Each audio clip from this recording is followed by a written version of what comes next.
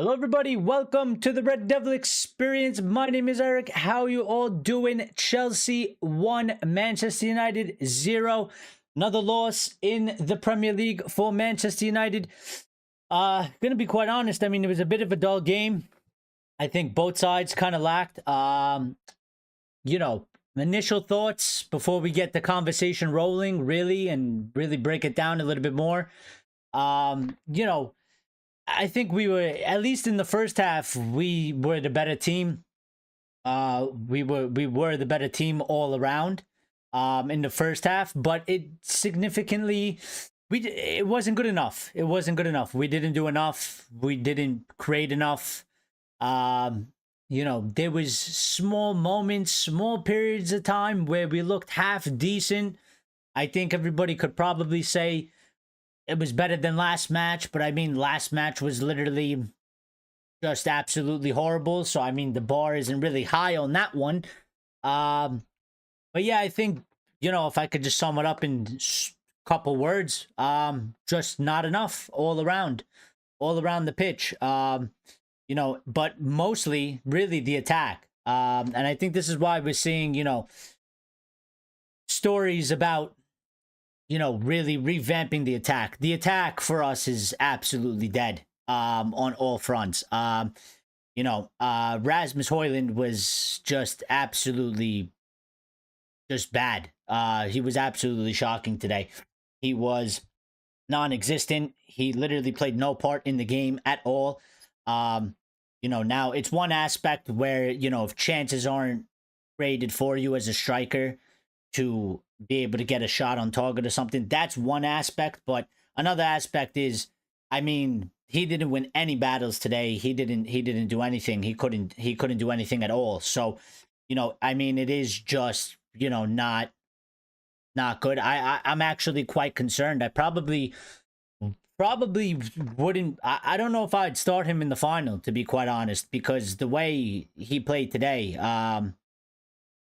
again, it's one thing if a lack of chances are created from your teammates, but even the basics he didn't do right today. And I'm not trying to focus all on Rasmus, but I mean, it was really bad from that aspect. So, we went with a strong team. Some people, I don't know why, out there in the United fan base seem to be kind of surprised when Ruben told us that he was literally going to do this.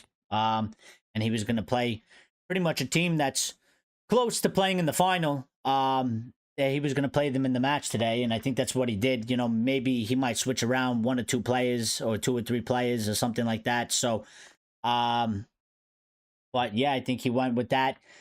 And it just wasn't. I mean, Chelsea weren't really good. We weren't much better, but I think we were slightly better for a good period of the game. But we lost any momentum, if we had any at all. But we lost. We just sort of became very flat, very uninspiring. I think Diallo in the first half was one that was kind of frustrating me because he wasn't being direct enough. He wasn't taking on Cucurella. He had a couple opportunities to where he was close enough to the box where he should be taking on the opposing defenders, not taking them on, turning around, passing the ball backwards. He did it a couple times where he actually took them on and actually tried to put the ball into the box or take a shot in the second half. But he should have been doing that from the beginning. So he was another one that was kind of disappointing in performance for me. So we're going to do live player ratings and all that stuff. We're going to break down the match more. We're going to get to the comments as well. And we're going to get to the community and to the fans and hear your thoughts and opinions, because that's what really matters. It's not really about my opinion. Before we do that, can you please smash the like button, because it helps us out and we need your help. And we're also on our way to 3,000 subscribers. We're at 2,950. So if you enjoy the content, please subscribe. Make sure you hit the notification bell icon. We go live after every match. We're also live during the week, covering all the topical stuff like transfers and any other Manchester United news. And we also have a Discord if you want to join our Discord. I just posted the link in the chat. So if you want to join the Discord, click that link and you will auto join into the Discord. Let me get to the chat a little bit, and I'll circle back around to some thoughts and opinions of myself. But Axe is here, Lyle is here, and Grace is here, and Lumen is here as well. So, Axe starting off saying another baboonery. Grace says, Amarim gotta go. Absolutely shocking. I've had enough. And if people think they see me pissed, you haven't seen anything yet. The whole team is shit. Everybody has to go. Well, yeah, I mean, I'm not mad because we know what this team is. So, and it wasn't good, but obviously disappointed and let down, yet again. But, no, there's, I've lost the room for anger at this point. For what it is.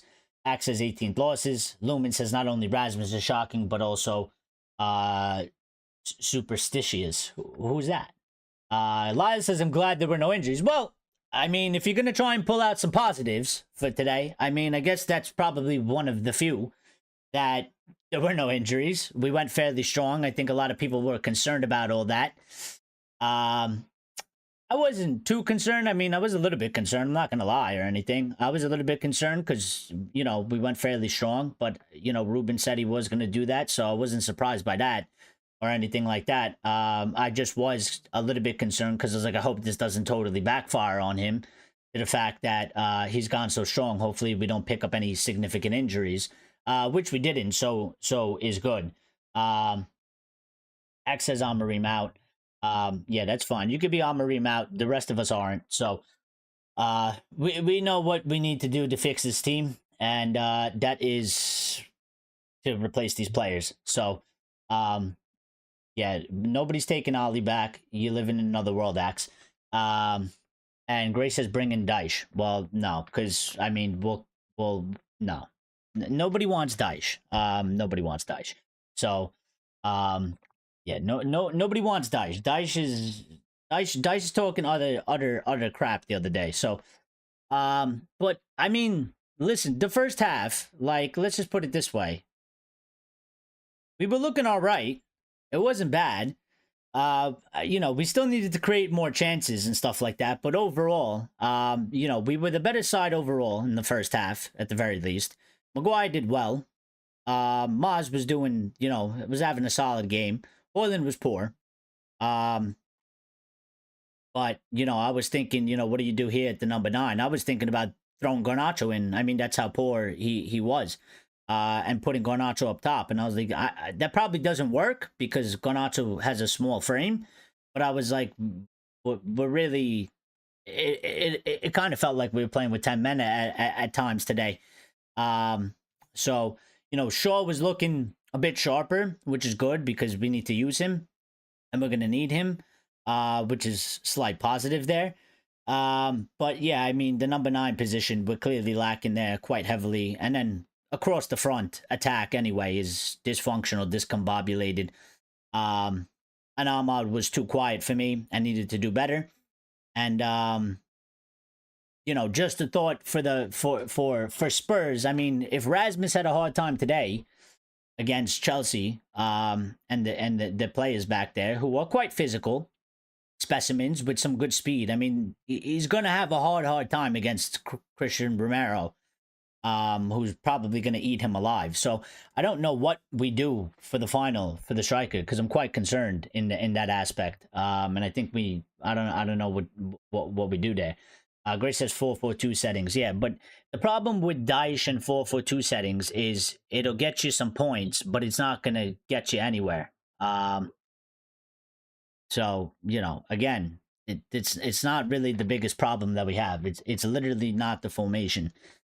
It's these players, and that these guys just can't do a job. No matter who the manager is, and no matter what they play, they can't do a job. They can't get over the line. So, Grace says, thought Ahmad was our Ivy and Messi and our savior. Why didn't he score?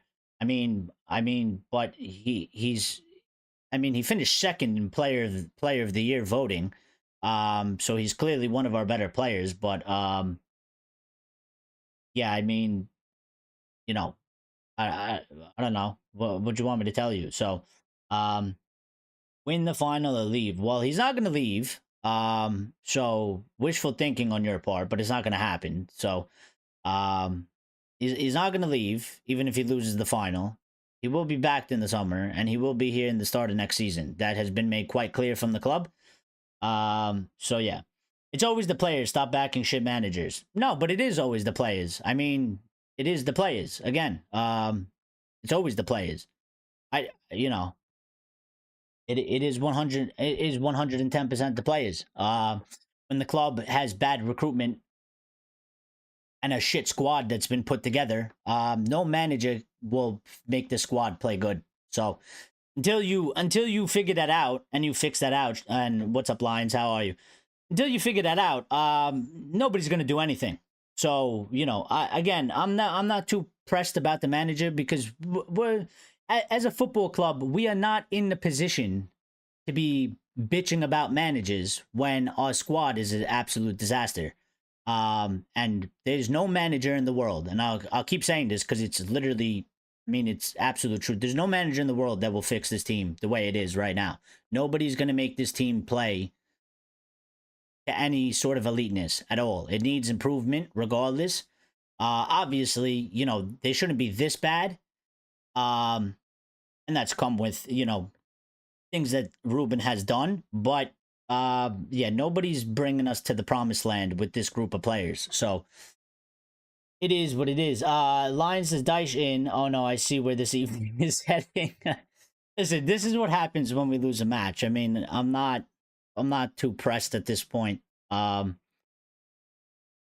is what it is. This season hasn't been great, and it hasn't been good in the Premier League. And today was just another one of those days, unfortunately. I mean, Chelsea weren't that good. They were home, we were away.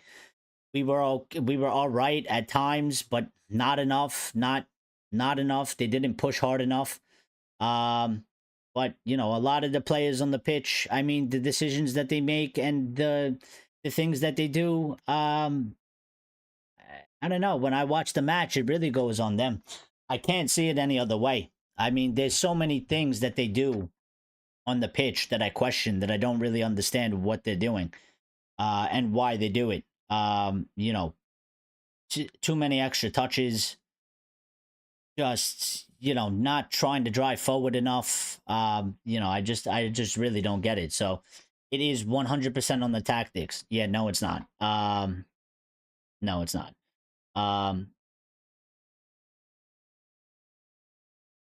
Hire a competent top class manager. All right, go find us one, hire him, and then come back to us when you do that. Because I don't know I don't know what top class manager is out there. And it's not gonna happen anyway. So we're gonna talk about Ruben Amorim out. It's not gonna happen whether you wanted to or not. The fact is that he's already been backed by the club in the hierarchy. They already said that he's staying regardless if he wins the final or not. They're going to give him the summer, and they're going to give him next season. So if you want Ruben out, you're going to have to wait, more months. So, which players exactly? Tell me this team went from 3rd to 8th to 16, spent 600 million. You want another overhaul? Yes. I do want another overhaul. If you spend 600 million and you spend it poorly and you don't put a proper squad together, you have pissed away 600 million. Therefore, the only way to get out of it is to spend more money. Football is a game where you must spend money and you must buy new players and you must keep trying to improve.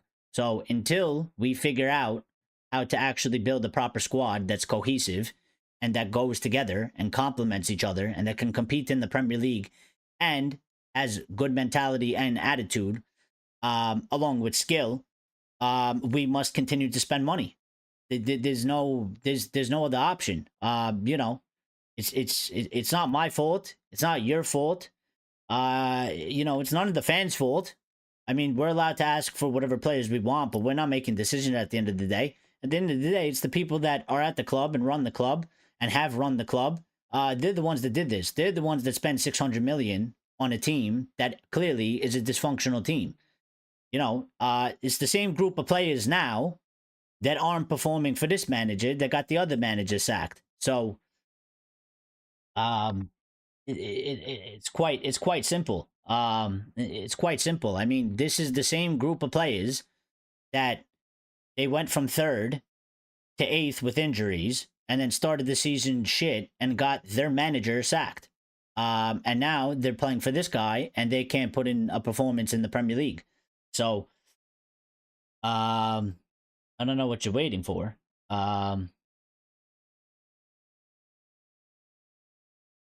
Hey Richard, how are you? Thoughts on the game, Richard? Thoughts on well, pretty much anything. Maresca literally reaches UCL qualifications first season on. Amorim is trash. Yeah. Also, I don't know. Chelsea spent a bunch of money, and he has surplus amounts of players at Chelsea to choose from. So, yeah, different circumstances. Chelsea are not run like us. And Chelsea are doing quite many different things. And Chelsea haven't had poor recruitment for the past 13 years. So I don't really see how you can compare Maresca. I don't see how you could compare any manager to Ruben situation. His situation is solely specifically special compared to every other manager there is, because our club is the only one that operates like idiots, and have completely destroyed this football club. So, Ten Hag's tactics were crap. Yeah, they were, I guess. I mean, they didn't work, but he also had a hand in building the team, and he was also here for 3 seasons. Well, 2.5 or whatever you want to give it, whatever. It wasn't a full third season, obviously. So,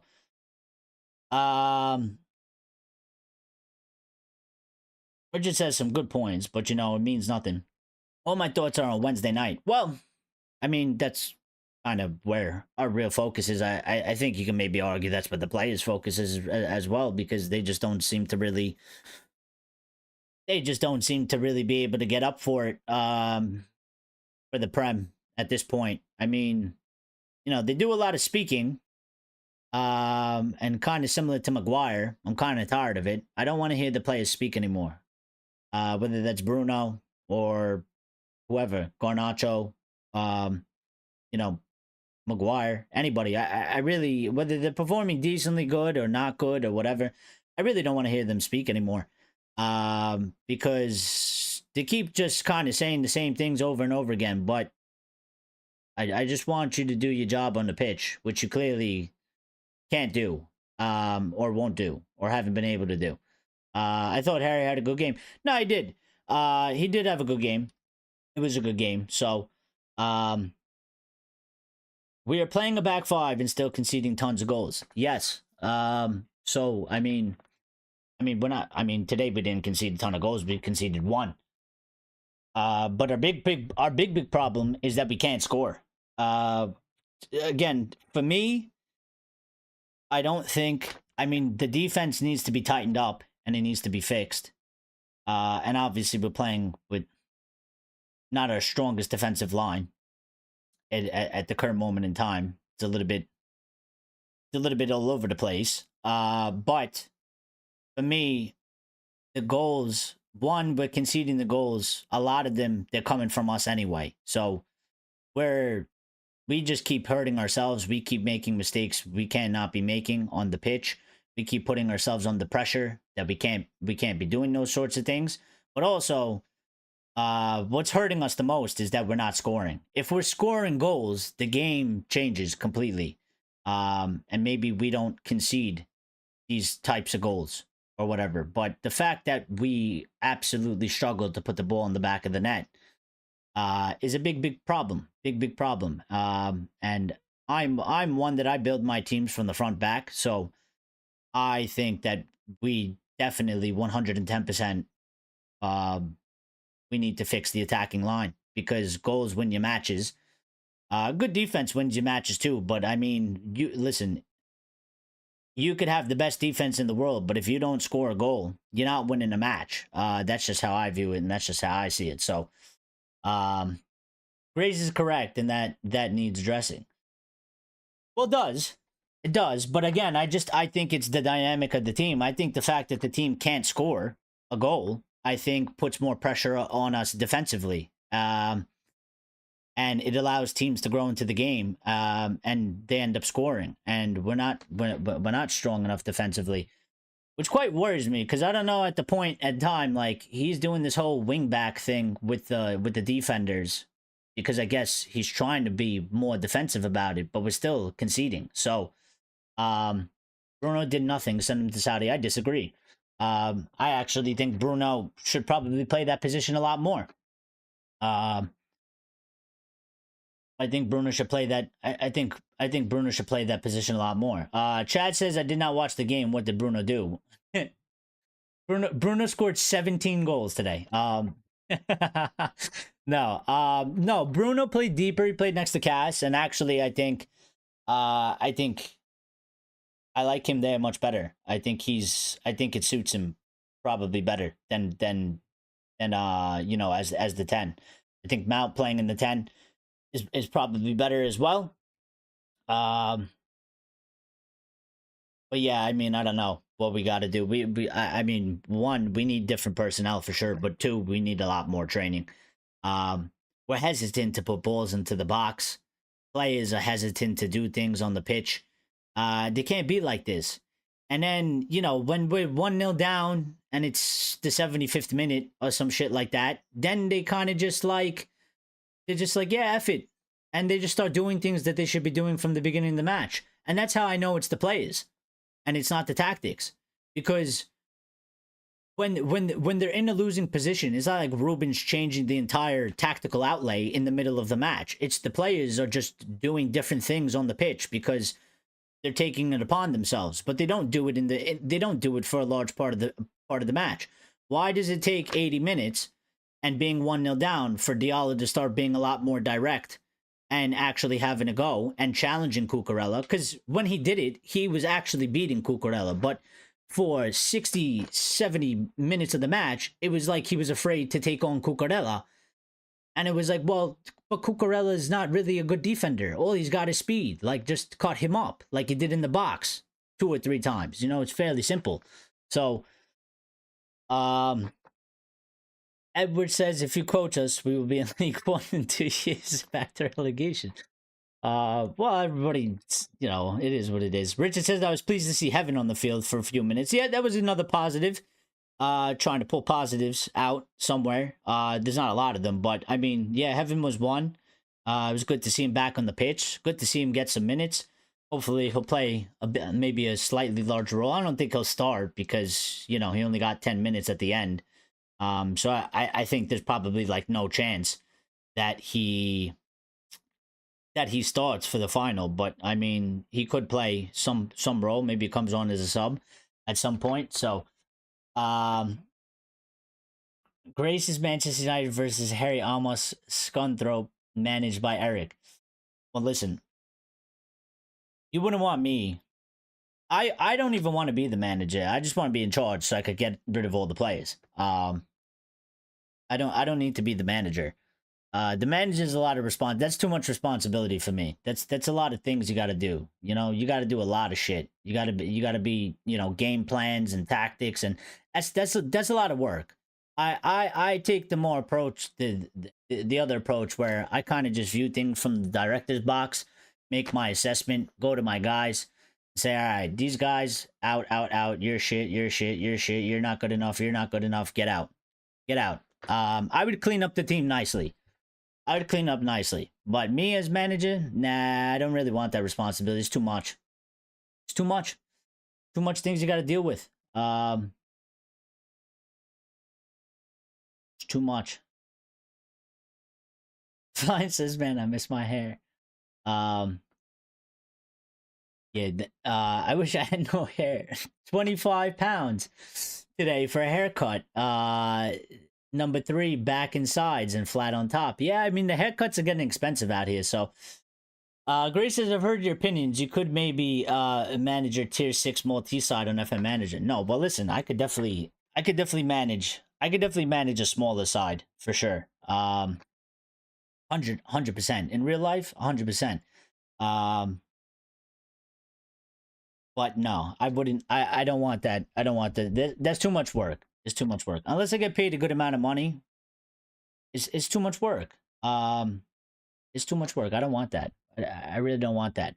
I can clean up the team nicely. I can clean up the team nicely and get rid of the players that shouldn't be here.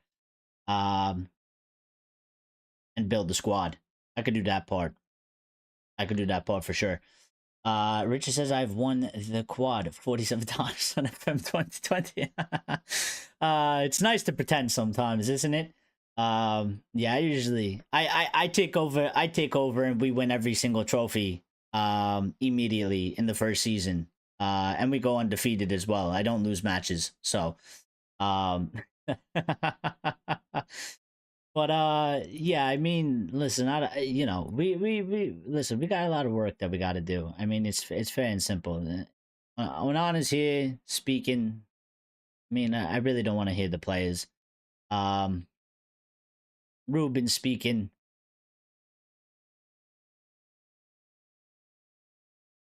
I want to see what the managers. So, what is the manager saying today?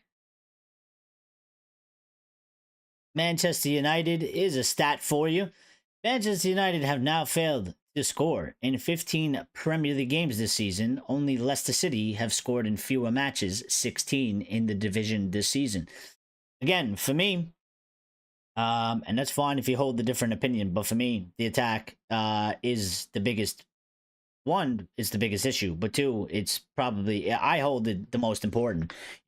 And this is what I'm saying. Like, when I say forget about Onana, because I'd rather fix the attack and make sure that we're scoring somewhere between 2 to 3 goals a game, that's what I mean. Because we're not going to win and we can't be successful if we can't score goals. And I know the defense plays an important part in that, but I'd rather be letting in 2 goals a game and scoring 3 goals a game and going like that than having a good defense and struggling to score a goal or something like that. So, um, Ruben saying, I think we started great. Well, but in the final third, we need to be a bit more aggressive. We were there. We faced the game in the right way. It was a bit of bad luck today. Sometimes we want to press and to score a goal, but we lost a little bit of concentration.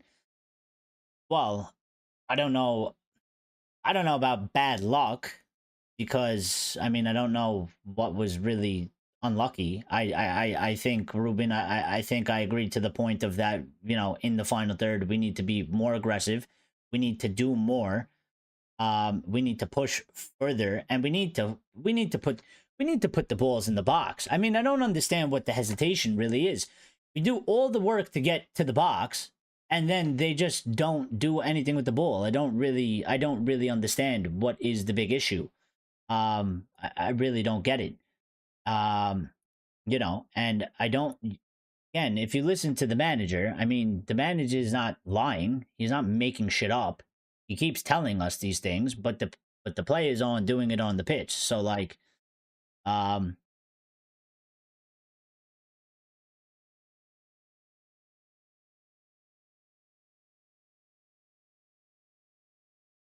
just reading some of the comments that he made. He said in the end, I looked at all the players and I think they are okay. Of course, we're excited to be in the finals since day one. The pressure has been there, but I live quite well with the pressure. When you have the final of any cup, we show up, so we are prepared for that. Speaking to the BBC.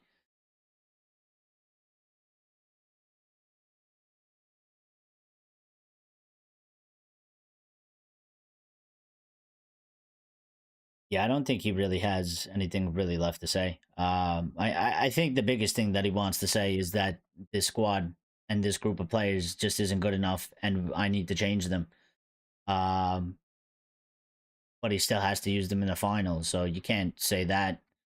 But I think he'll be telling Wilcox and Omar and to Jim and everybody else and Vivel. I think he'll be saying that to them in private. But he's not going to make that public statement. That's basically suey of him to do that at this point. So, but reading what he's saying, pretty much the gist of it. He's got really nothing else left to say, and I mean, I kind of feel the same way. There's really nothing left to say. So, um,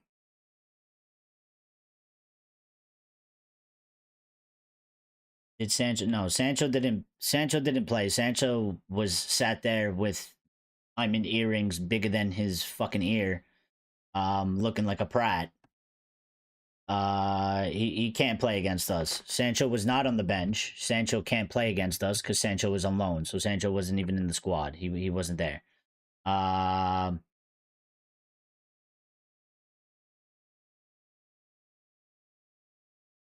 I missed some of them. Richard says, yeah, we were not great, but actually, what I'm optimistic about is Onana has made a few good saves. Well, he did all right today. He did all right. He did all right.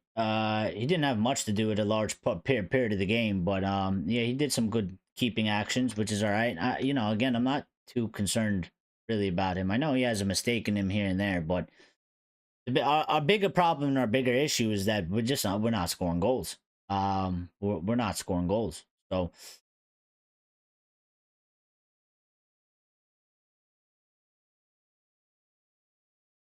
yeah, Sancho public bench. Yeah, yeah, he's on the bus bench.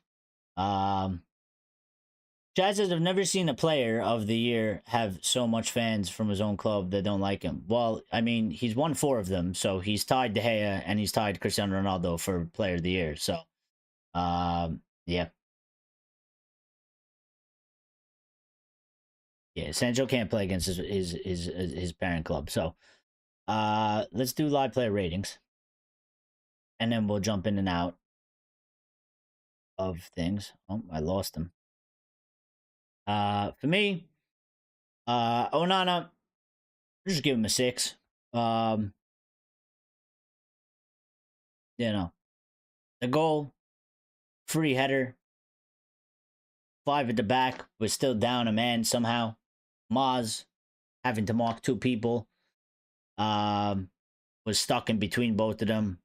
I don't know how we end up in that situation, to be quite honest. But other than that, I don't think Onana really did. I don't think Onana did anything bad. So I really don't have anything to blame him for. Today, um, Lindelof. Actually, you know what? I think Lindelof. You know, maybe a 5.5. I mean, I think the first half he did quite well, but then the second half he just started being very again shaky. This guy. And that's why I don't really like him. I'm always honest, but I don't really like him in terms of like when I see him, he just gives off this sort of aura of shakiness. Not necessarily clutch. Um, and I felt like that deteriorated. Like the first half he was pretty good, but the second half he started becoming like real shaky. And then in the build up to the goal, I don't even know really what happened. Harry, I give him a 6. He was decently good, but I think it was just pretty standard average. I don't think anybody. I mean, we lost the match and we didn't score, so I don't think anybody was like outstanding today or anything. But um, it was all right. It was a strong. It was probably one of the stronger performances on the pitch, but again, that's not really saying much because we just weren't good enough. We weren't good enough. Um, sure, I'd probably give him a 6 as well. I think fairly average. I mean, it was good that he's out there getting some minutes. He looked more sharper than he's done in the past, but yeah, I mean, I don't think there was much like that he really did. Maz is the hard one because I think Maz was good, but I don't know. I don't know. I don't know who was at fault for that goal. Like, I mean, I know he's there, and he's in a bad position because he's stuck in between 2 players. And you could probably make an argument that he should have been in front of that player, but he has the other player behind him. So, I don't know if I really want to blame him for the goal, or be part of the blame for the goal. But clearly, as somewhere in the defensive line, the defensive unit, there was clearly enough error, in there. So, I probably give him a 5.5. Cass, I give him a 6. I think it was decently good. Bruno, I'd give him a 6 as well. Uh, Dorgu, 5.5. Again, he does well to get forward. Defensively, he's okay. Could do better, but the crosses that he puts in, he really needs to improve in that area because that's one of the things that we need to be hidden. I mean, that's part of the attack there. And he plays and he has an importance in that role. When he gets forward, he needs to be putting in good balls.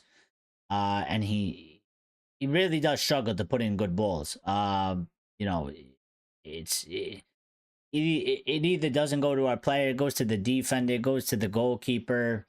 You know, so he needs to improve in that area for sure. Um, Even for me, Diallo today, quiet game, probably like a 5.5. Maybe even a 5 to be quite honest. You know, been a little bit more personal with him, but I felt quite disappointed in him. I thought he needed to be a lot more aggressive and a lot more direct, and he wasn't today. So you know, um, I think Mount. I'd probably give Mount a 5.5 as well. Maybe a 6. I mean, I think he was all right. He had a lot of energy. He was, running around all over the pitch. He was trying to make an impact, trying to make tackles and stuff like that, getting his foot on the ball and stuff. Kind of fell a little bit more flat in the second half, like the rest of the team. So, but the first half, I think he was quite decently lively. But in that position, I think still at the end of the day, he's got to do more anyway because you're playing as the 10. You need to get more on the ball. You need to create more chances as well. So, the one that's going to be the worst one here is Rasmus Hoyland. And this is going to be I feel quite bad for the guy for a couple reasons, but I mean, for me, Rasmus gets a 3 today. He was the worst player on the pitch. Um, he was the worst player anywhere on the not even on the pitch. I mean, players that didn't even get on the pitch, he was worse than them. Players that were on the bench, he was worse than them today. And again, it's not about today. It's not even about the fact that he didn't score or any of things like that. I mean, the rest of the game, holding the ball up, winning duels against the center backs, retaining possession for 5 seconds, making a pass out of it. He did none of it. He did none of it. Getting the ball, you know, once or twice or a couple times on the edge of the box or around the box and making poor decisions, bad touches. It wasn't good. I would have pulled him off early.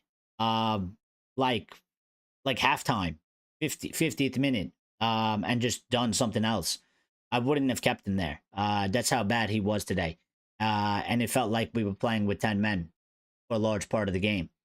So, um, I don't know. I understand he's technically the only striker that we have at this current moment period in time. But if I'm Ruben, I'm strongly considering. I'd be strongly considering starting him in the final because you can't put that performance. And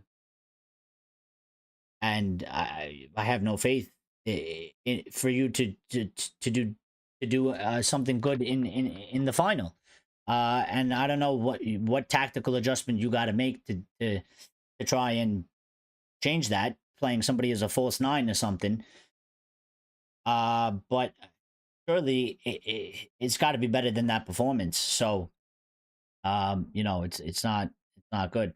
The subs like having 6, Ugarte 6, Kobe 6. They didn't play much. Garnacho didn't do much either. 6.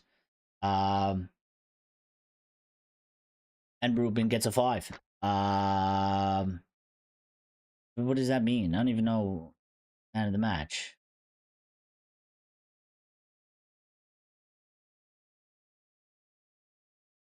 Man of the match.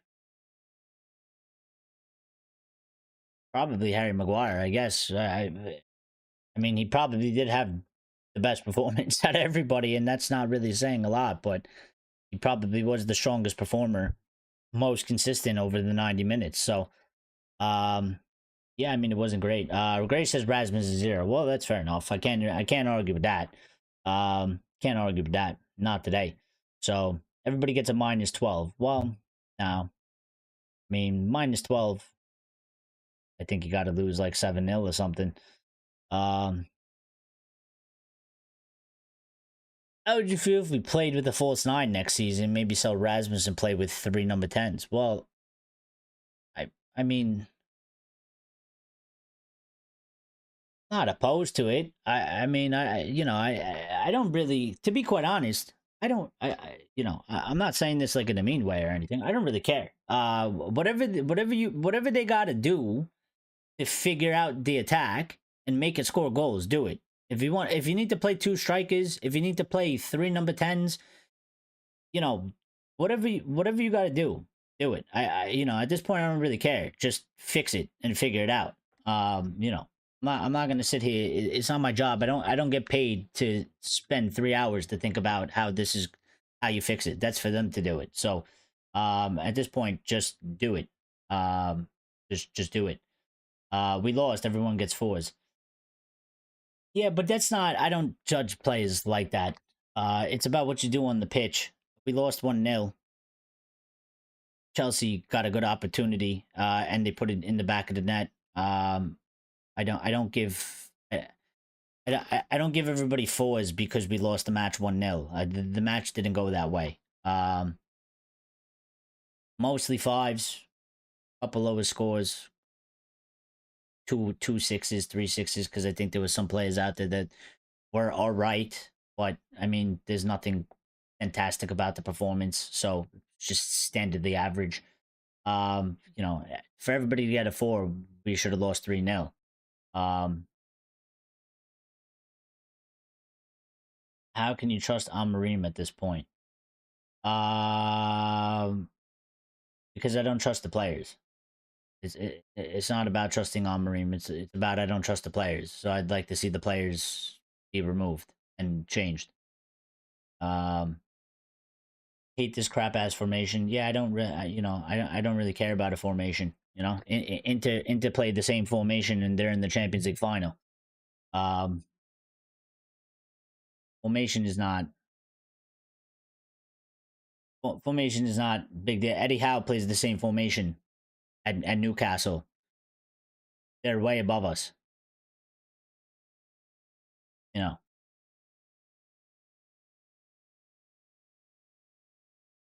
Man of the match, David Hayes says Richard.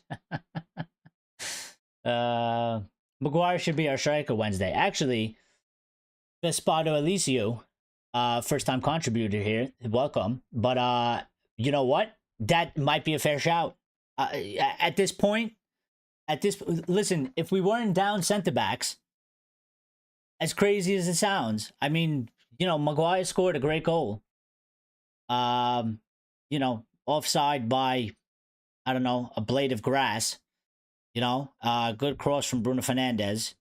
It was a good play.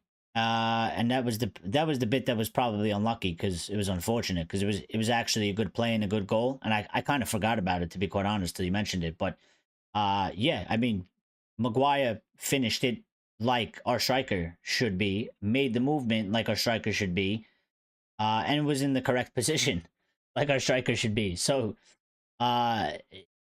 maybe we should just put Maguire as striker. Launch some crosses to his head. Play a little bit of old school. So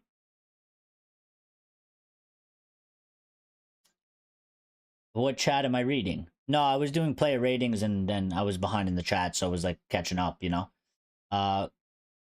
Goal conceded, Maguire's man of the match. Yeah. So because we concede a goal, that means Maguire can't win man of the match. Because we conceded 1 goal. I don't know how you rate things, but I mean, you didn't even watch the match, so I don't really know how you can really say things. No men on that team to give man of the match award to. Well, I mean, maybe fair enough, but still give him because somebody gets it at the end of every match. So, um, Richard says I trust Amarim.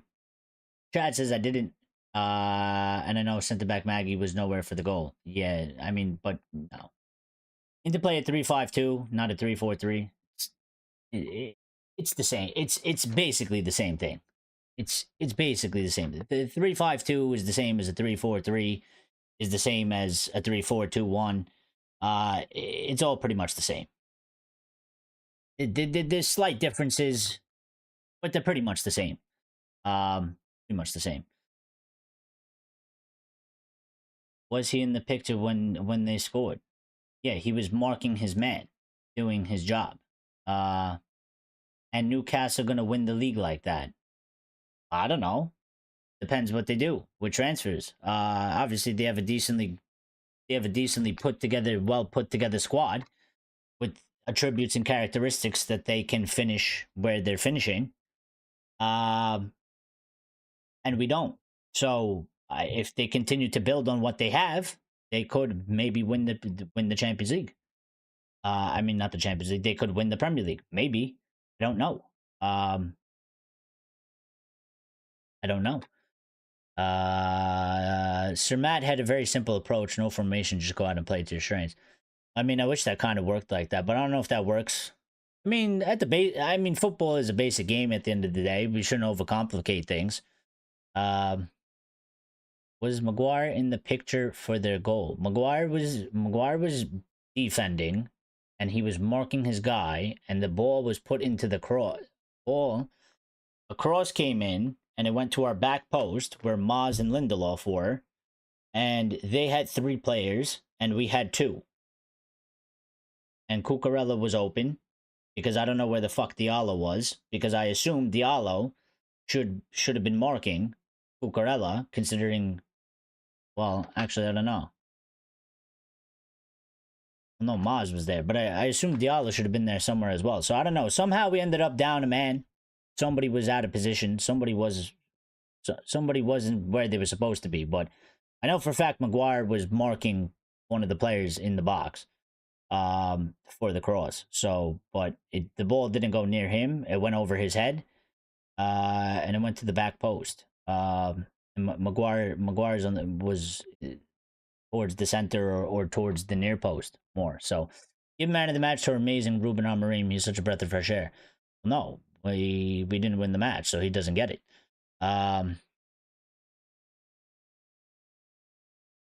We should have chased King Carlo. Well, that wasn't really an option. I mean, he was at Madrid, and they didn't make that opportunity. They didn't make that. They didn't make that. That decision wasn't made when our shit happened. And I don't know if he would really want to come to us. You know, I don't know. Maybe he didn't want to.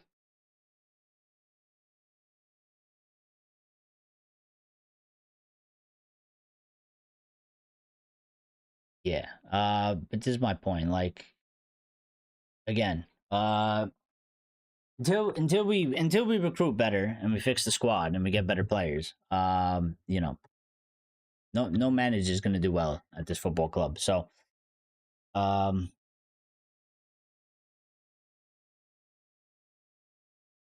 mean, you get Fulham manager, Bournemouth manager. I mean, what are they going to do?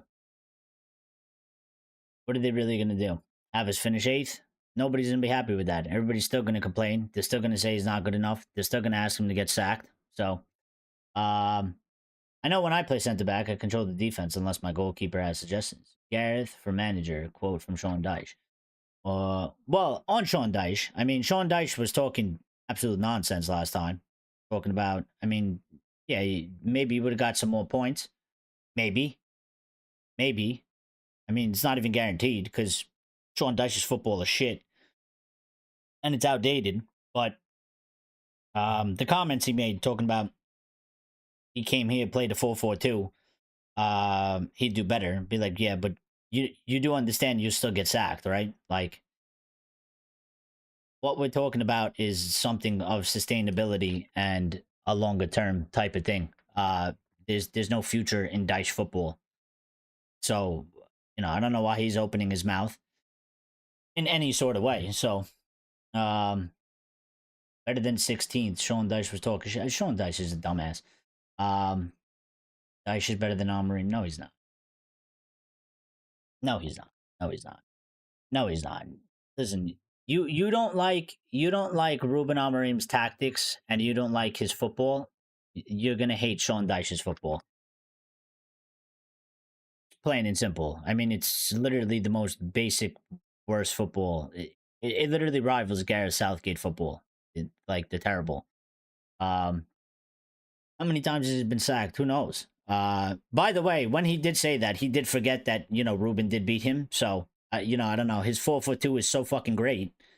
And he would have done so good that you think he would have outclassed Ruben Amorim, but I don't know. Ruben still beat him, so maybe you should have thought of that before he opened his mouth, really. But again, these people, they just want to put Manchester United out of their mouths, so they could say the word Manchester United and get a little bit of attention. So, Wolves manager, Palace manager, play 3-4-3. They are better than us. Okay, but again.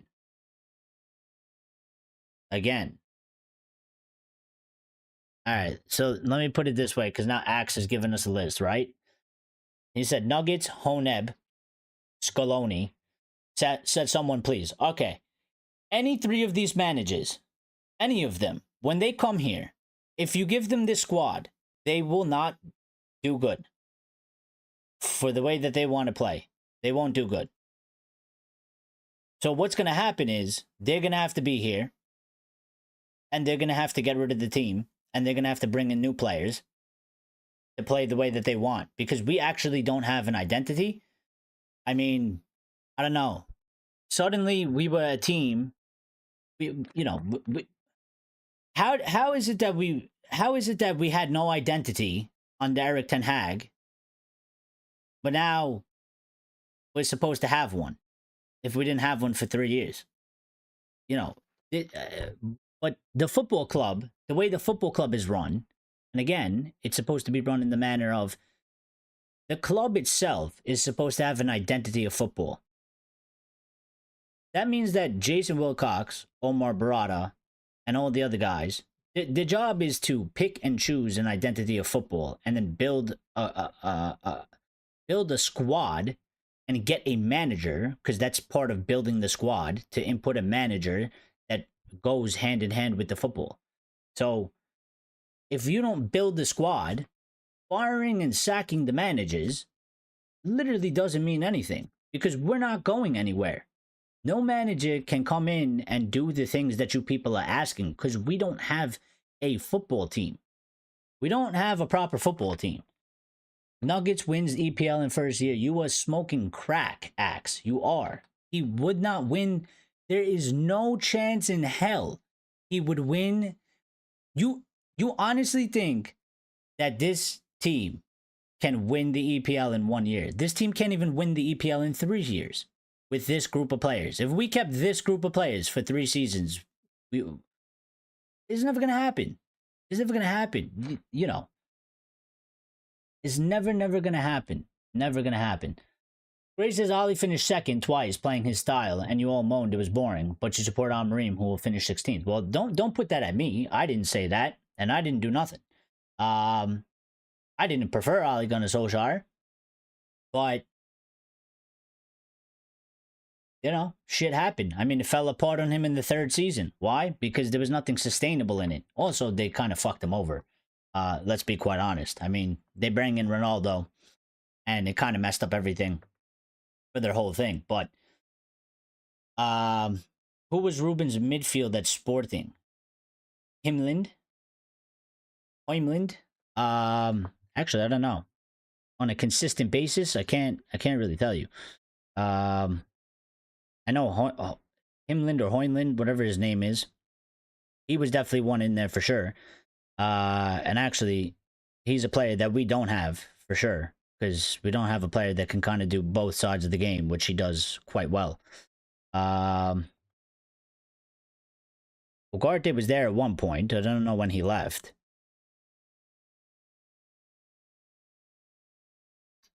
I think he plays Araujo. He was playing Araujo.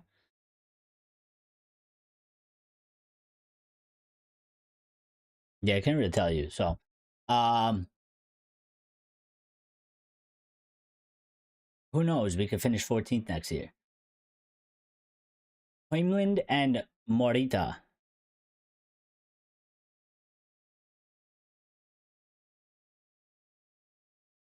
Yeah, Hidemasa Morita, who is 30 years old. Um, he performs quite well, but he's a well balanced. He's a well balanced player. If you look at his stats, I mean, he's well balanced or all around attack, technical, tactical, defending, creation. He's not. You know, he's kind of a little bit of a jack of all trades. He's not an expert in specifically one area, but um, yeah, him. But I know Himlin for sure. But he's actually a really good player. So it was Paulinho and Nunez. Well, I think he's had different iterations of it, obviously, because Sporting is a club that, you know, the players don't stick around for too long. So um, the time that he was there, I think it changed a couple different times, which is obvious. Like, and you are right, there was Paulinho and Nunez as well. But obviously, you know, when they sell players, you gotta kind of revamp it. So it went through different iterations. Rajat says get Pedro Goncalves. Well, there was an update about him today. Um, that apparently was sort of kind of looking at him, but I mean it wasn't really a strong update about it. So maybe you know, at this point we just need people for the attack. Really, we need people to we need to fix the tens, the wing backs, because the wing backs are part of the attack. The striker for sure. I mean, the one thing about Rasmus is you know that chance he had where he got the ball in the top of the box, and obviously it was a bit crowded, but he still had a little bit of space, and you know he took a touch one way, then took a touch another way. Uh, it was a bad touch, and then he lost the ball. Like, that's the situation that people are talking about, which is why we say we need an experienced striker, because in that situation, a prolific striker creates a goal scoring opportunity out of that chance. It's either a shot on target, maybe the ball goes in, but something. But obviously, he can't do that. Um, not at this moment. And not this season. I mean, he's one that seems like he really needs to be fed, and like spoon fed at this point. And that's not working out because we don't even spoon feed our people anyway. So, yeah, I mean, no, we definitely need striker. Dyche will get us top four. Dyche will get us relegated. Um, Dyche will have Dyche would have you crying after 5 matches from watching the opponent have 87% possession and having Harry Maguire kick the ball up over the top to Rasmus, who's never getting the ball. So, yeah, no. Um, I'm sorry, I missed what Rajat was saying as well. Ahmad awful performance today. Well, yeah. I think it was just very disappointing. From Ahmad. I just think he was too quiet. I don't think he did enough. And he wasn't ambitious enough. He wasn't aggressive enough. I think no, when he got on the ball, he did some things that were all right. But I mean, we know what he can do, and we know what he excels at. And really, it was basically a lot of just decision making of him not trying to take on Cucurella, not trying to drive at the defense when he clearly excels at those things, and that's what makes him such a good player, and that's why we like him because he does that thing, and just being really, really direct. And trying to make things happen, like getting some good crosses into the box or having a good shot or whatever. He did it once or twice here, but it wasn't enough. We know he could do more. He needed to do more, and he didn't do more. So Rajat says only Bruno, Dorgo, Maguire, maybe Mount was good. I mean, average. I wouldn't even say they were good. Like good. I think they were, a couple of them were decently good. I think Maguire was probably the best one. Um, Out of all of them, I think Bruno was decently good as well. I kind of like him deeper in that role. I think it suits him better. I think he has. I think he's less. I think Bruno's slightly less crazy, I guess I want to say, or erratic when he's playing in that position.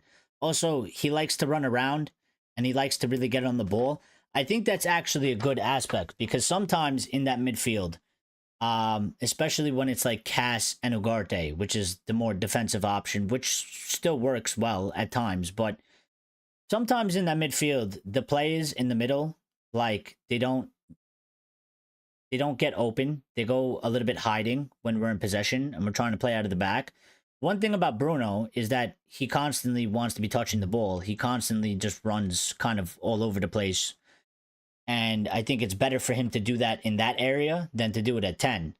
Um, so I think he also, when he picks up the ball in the midfield, he can see more of the pitch and he can see more of the options. And I think he has more time as well, which I think suits him better. So that he's not so erratic and doesn't do some rash decisions that he sometimes do. So, um, but yeah,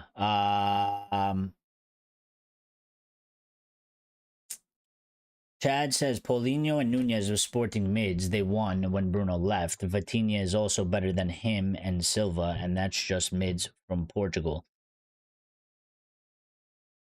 Yeah, I don't know, but I still don't know if that has anything to do with anything. But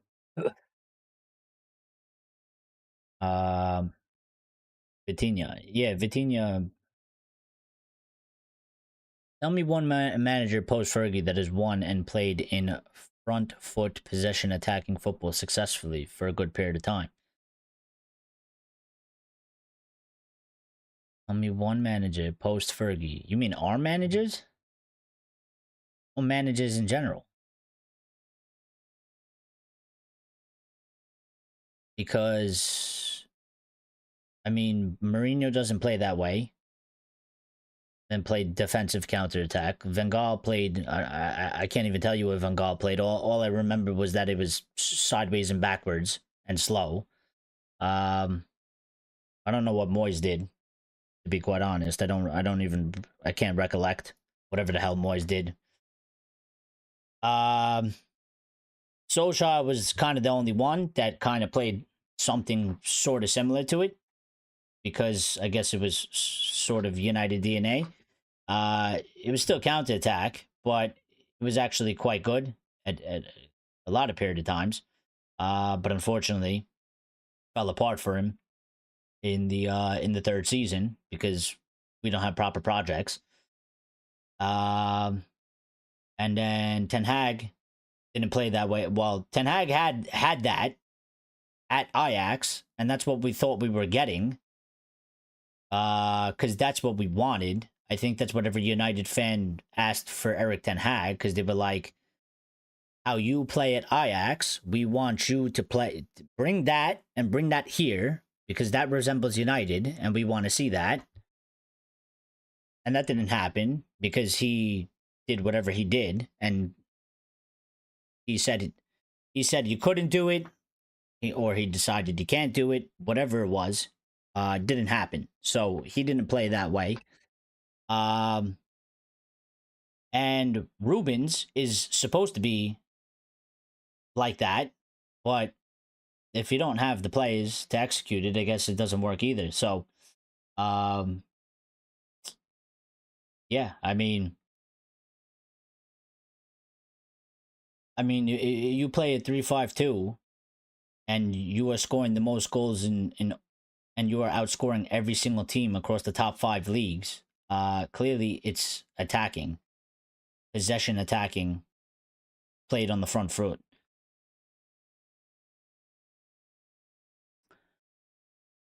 Richard says, "Look, are we winning Europa League?" End of. Well, I do think so.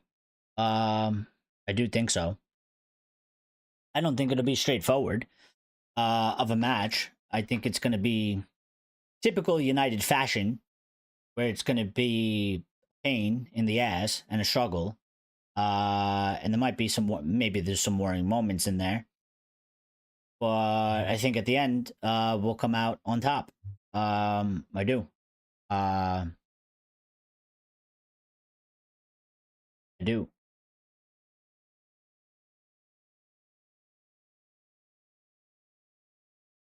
Jean Neves is great. He is underrated. Eight. No, he's really good. Wanted him at the football club, and they didn't get him. Um, and instead they you know what? I'm gonna be quite honest. Even though I don't hate Ugarte, I wanted Jean Neves, and they didn't get Jean Neves, and they got Ugarte. That's probably the one thing where I think they royally fucked up. To be quite honest, um, I mean he's a really good player. Whether he wanted to come to us or not, maybe is a different answer or a different question. But um, yeah, Ali played Pogba. That was a game plan. Let's see if Paul can create some magic from the wing, CM more even. Well, I mean the thing about that's what I was kind of getting at. I mean it was counterattack and it was kind of like it was a little bit like sort of freestyle. I mean I don't think Ali is the most tactical fucking guy out there. You know what I mean? So but it wasn't. He probably did other than Mourinho because for what Mourinho won, even though the football wasn't great. But Mourinho winning the Europa League and finishing second behind City. Yeah, Ali probably did the second. Well, I don't know because you know what, Ten Hag did win two cups, so um, and Ali didn't win any of them. He had a couple chances and he didn't. So, but I would say Ali's was probably more favorable to watch, but it didn't lead. Couldn't get over the line at the end of the day. So, um, maybe need to have extra time. Hopefully not. I don't want that. Fergie would struggle now as well with this kind of football. Well, I mean, even with this group of players, even with this group of players, even with this group of players, football has not changed out in the onion bag. Game over. Wait, what? Onion bag. Agree. Football game has changed. Well, of course, it's changed drastically. It's been how long has it been? Um, it started changing right around when he retired. So I think he saw that. I think he kind of felt that coming as well. That's probably why he went out. He kind of did that thing. He went out on top, really, which was smart by him. But yeah, you're talking about 12 years ago. Of course it's changed. It's changed dramatically. It's 12 years, and it's going to continue to change. So, um,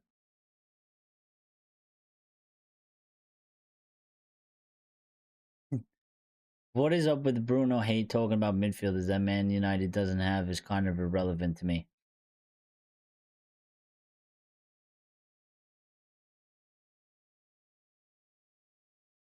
Yeah, transfer rumors every day. We need transfer rumors. Uh, we're gonna have to buy somebody. We're gonna have to buy somebody. Let me just take a couple look. Let me take a look at a couple things. Um, but I'm telling you 100%. If the lit was fit, and we had Euro, I would literally. I'm telling you now,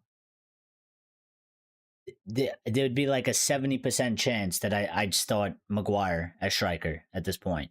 Um, you know, Roy Keane has made some comments, so if you want to hear from one of our best captains ever, um, some people like to, some people don't like to.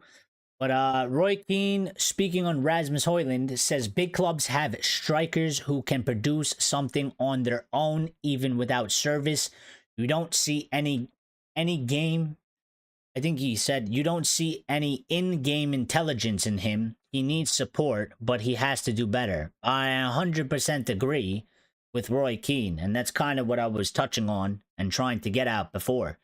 Like, it's one thing that there isn't service and he needs support. Because as a striker, I mean, it's good to get support from your teammates. And when I mean support, I mean fucking, being given opportunities to try and score a goal. But at the same time, and this has happened to him a lot this season, and this is where the real bad part is that he's missing that sort of that sort of striker lethalness where they do create their own chances out of nothing, out of no service, just by getting the ball. All good strikers and all successful strikers and all strikers that are at big teams can score and can create goals out of nothing. Do they have to do it all the time? No, because they usually get service, and that's how they end up scoring a lot of goals because it's in combination. Sometimes you score a few goals here and there where you scored out of nothing.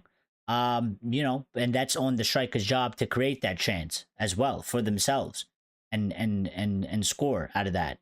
Other times you're given good service by your teammates, whether that's a cross or a good pass, through ball, something like that. You make a good run or you're in a good position. But I mean, yeah, he really he really doesn't have that. So, it is quite a problem. So, Keane is spot on, says Lions. Richard says Roy Keane, great captain, but not as good as Brian Robson or folks. Well, I guess it depends who you ask. I mean, some people to them Roy Keane is the best captain. Obviously, a lot of people hold Brian Robson in that regard. So, Ray is here. Says, "Hey, Red Devils, how you doing, Ray? What does Keane mean? What does he mean? Well, I'll read it to you again." And he said, "Big clubs have strikers who can produce something on their own, even without service.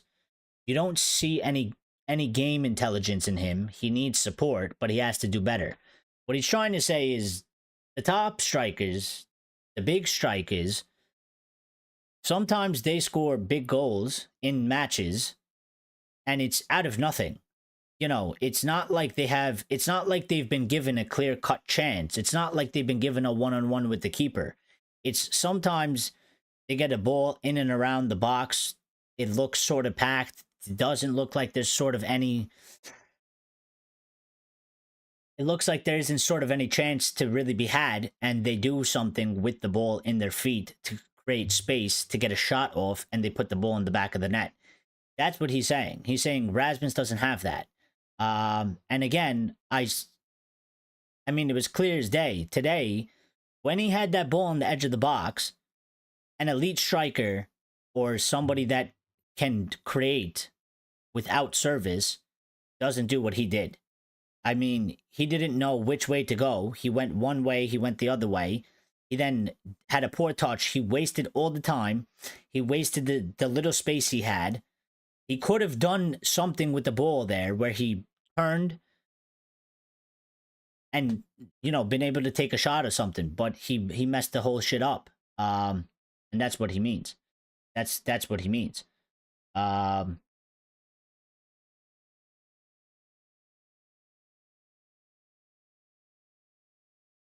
Højlund don't need to be Kane. No, but Rajat, but like he does. I mean,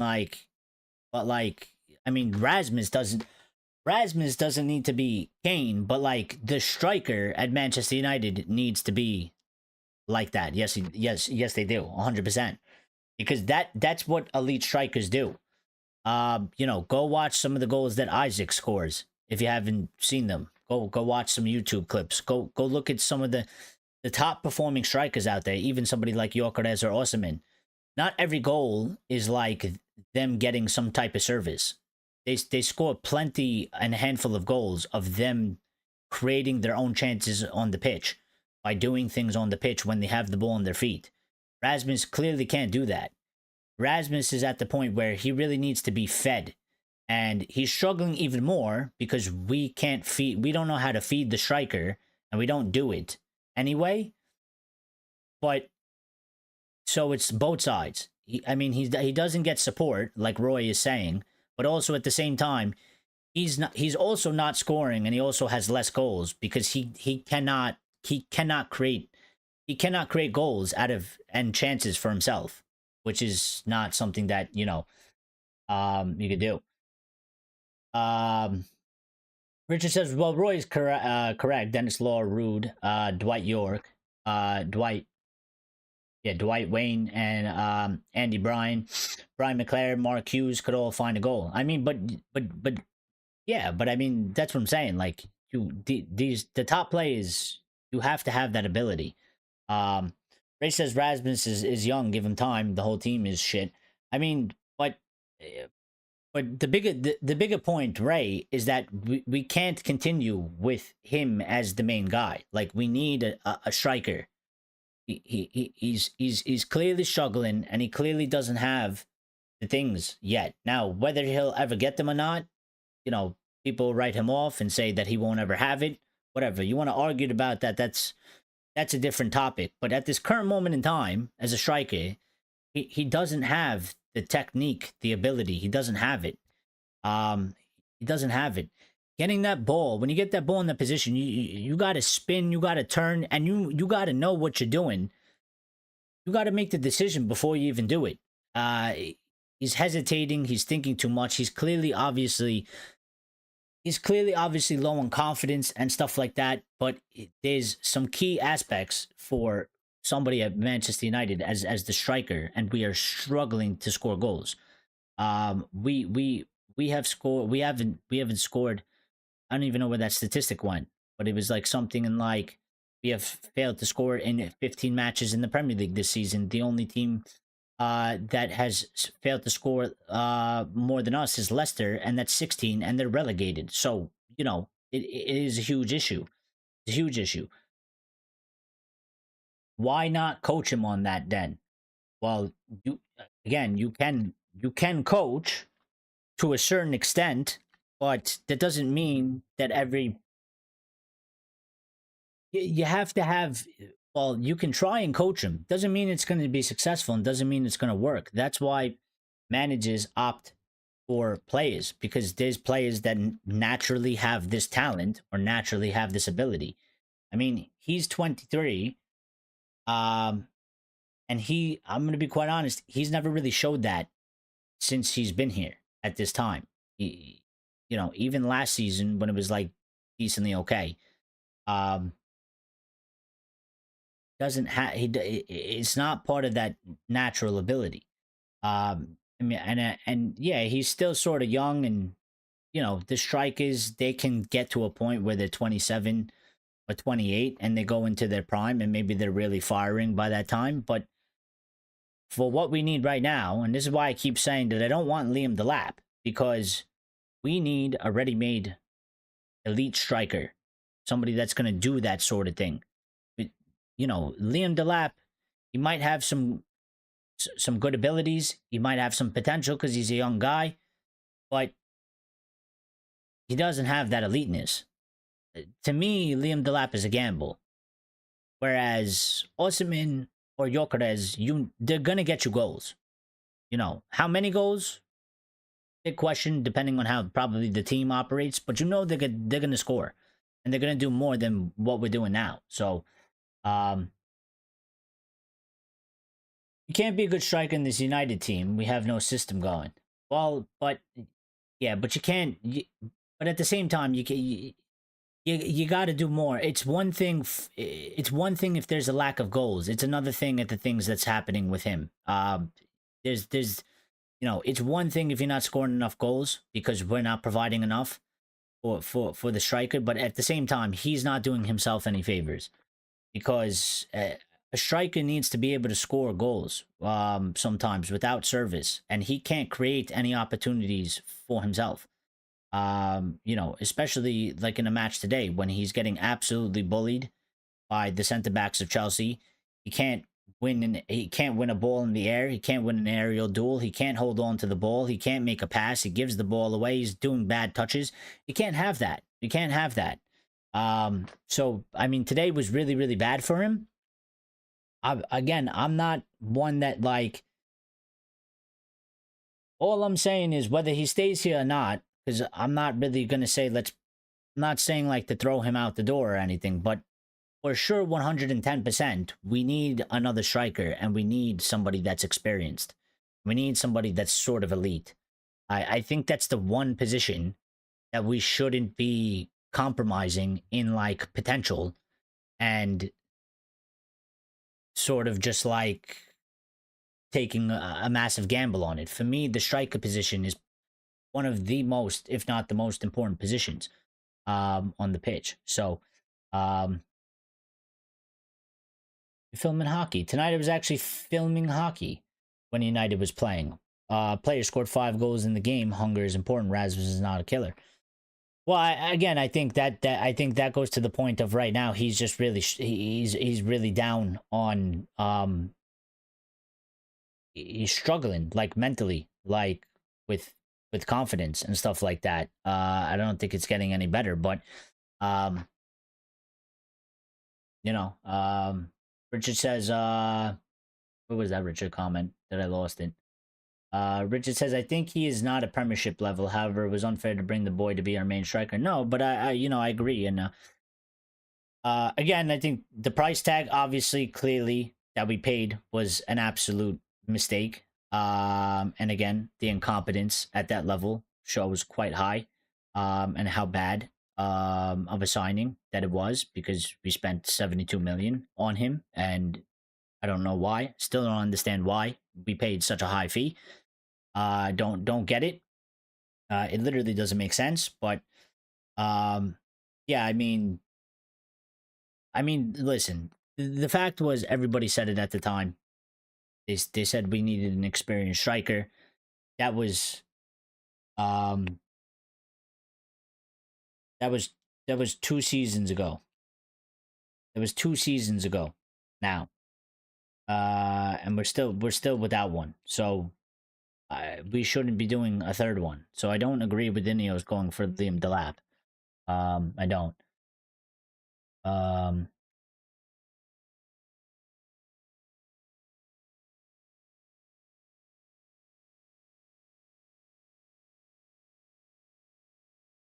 Yeah, so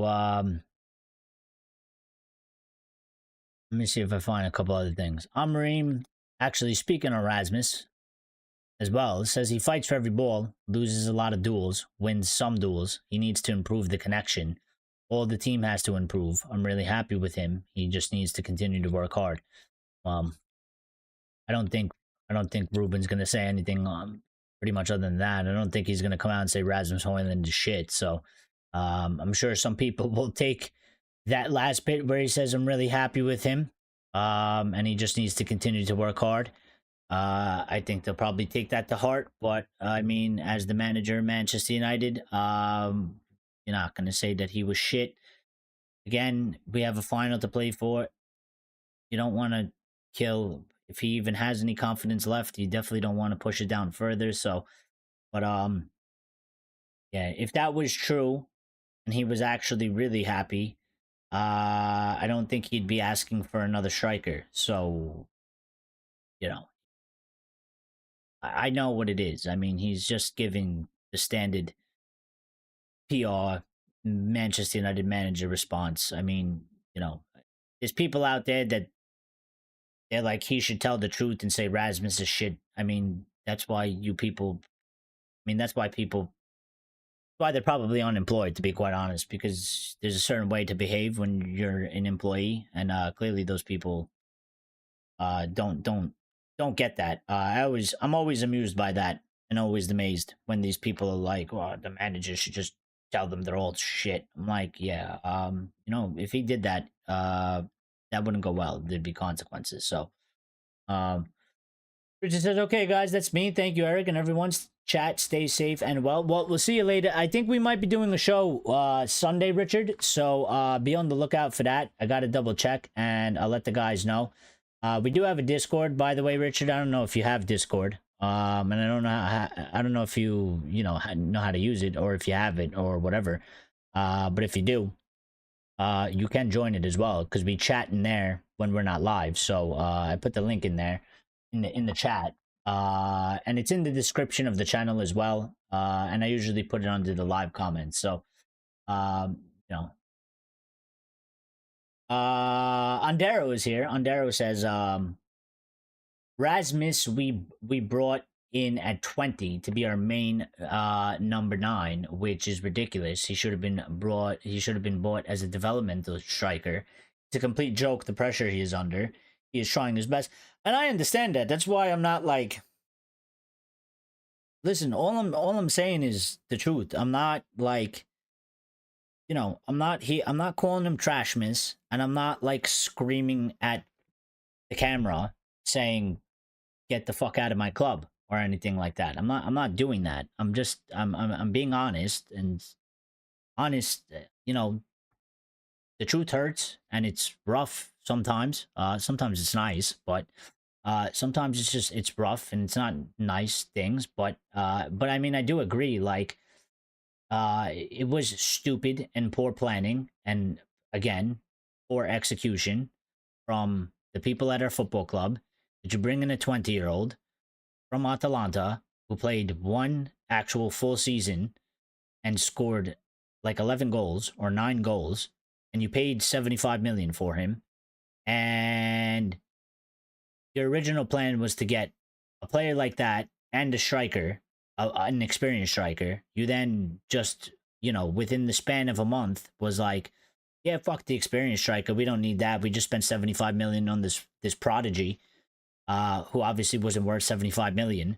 We then made him the, we made him the starting main guy, which obviously clearly he was never going to be ready for that, because that wasn't the level he was at. He should have always been the backup striker. He should have always had somebody in front of him. He should have always had somebody there to help him through these things.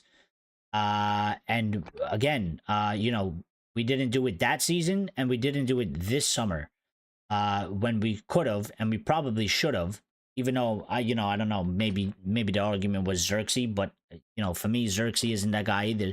Xerxes is also the same age. I mean, he's 23. This is why I don't want Delap, because I don't want to have Rasmus, Xerxes, and Delap as the options. Again, we should be getting somebody that is some sort of an eliteness, and already ready to go. I don't want this experimental shit going up top, So Under says we should be developing players like Rasmus, not rubbishing a player. Not rubbishing a player. He is not hiding. He goes out there every week to try his best, even though he's clearly not ready. There is no one else. No, but the point is that he clearly, but that's what I'm saying. I'm not saying like we have to give up on him or anything like that. I don't care if he becomes the second striker. A lot of people at this moment in time, they hate him. They think he's absolute shit, and they want him out of the club. Whatever.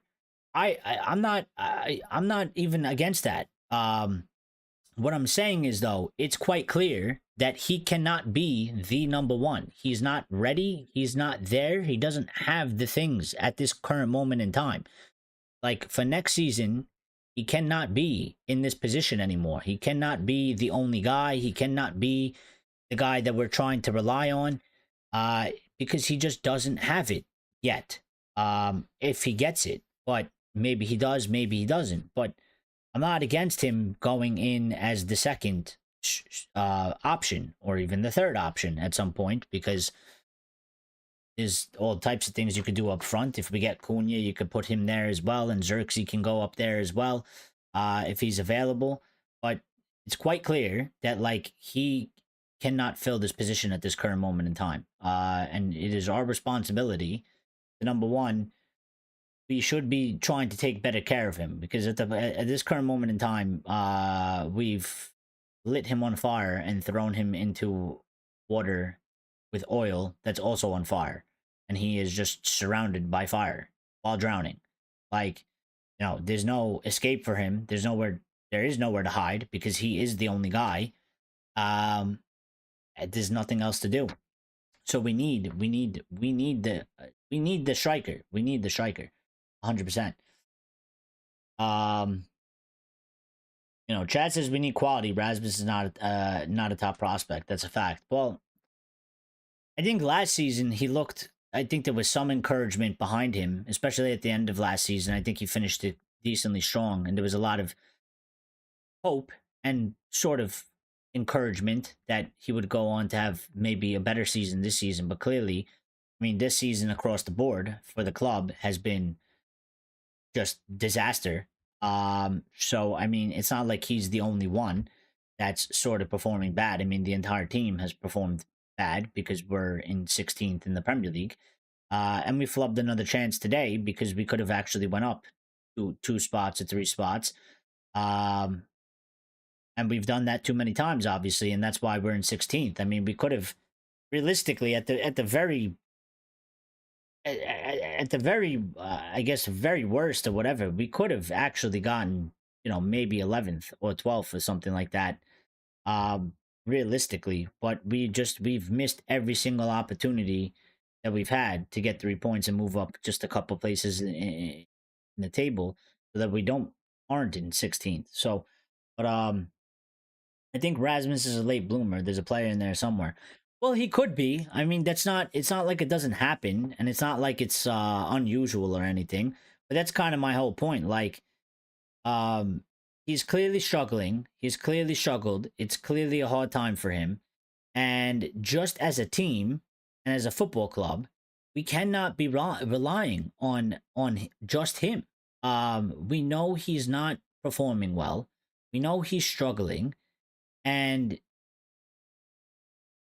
we like as a football club, you can't just rely on a player like that. So you have to go and get somebody that can actually res- take that responsibility and brunt all of that on their shoulders and take it on their shoulders and take it on their back and actually lead the way and provide some relief for Rasmus and let Rasmus play a backup role with less pressure and less eyes and less focus on him and let him try and like regain some confidence and figure out or kind of just get back to the basics because at this point he's not doing the basics. But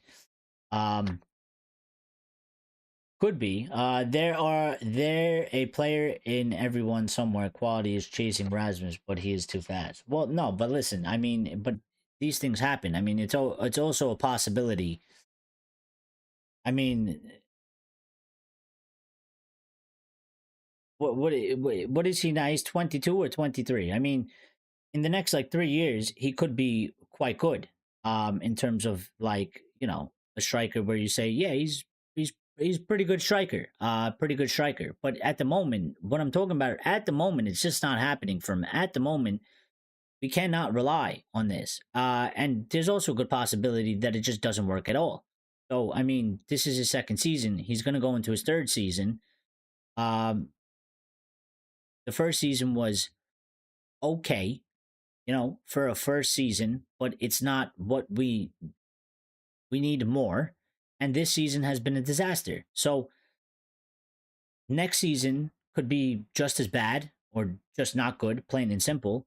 And then maybe he's sold because players, if they're doing what they're doing or what they're supposed to be doing, you, 2 to 3 seasons, you got to show that you belong here. And if you can't perform for one reason or another, then you probably will be sold or let go. So now obviously his situation is a little bit different because we paid 72 million for him, and that was a deal not done by Ineos, and they kind of again, this is why you can't make these sorts of signings and do these sorts of things.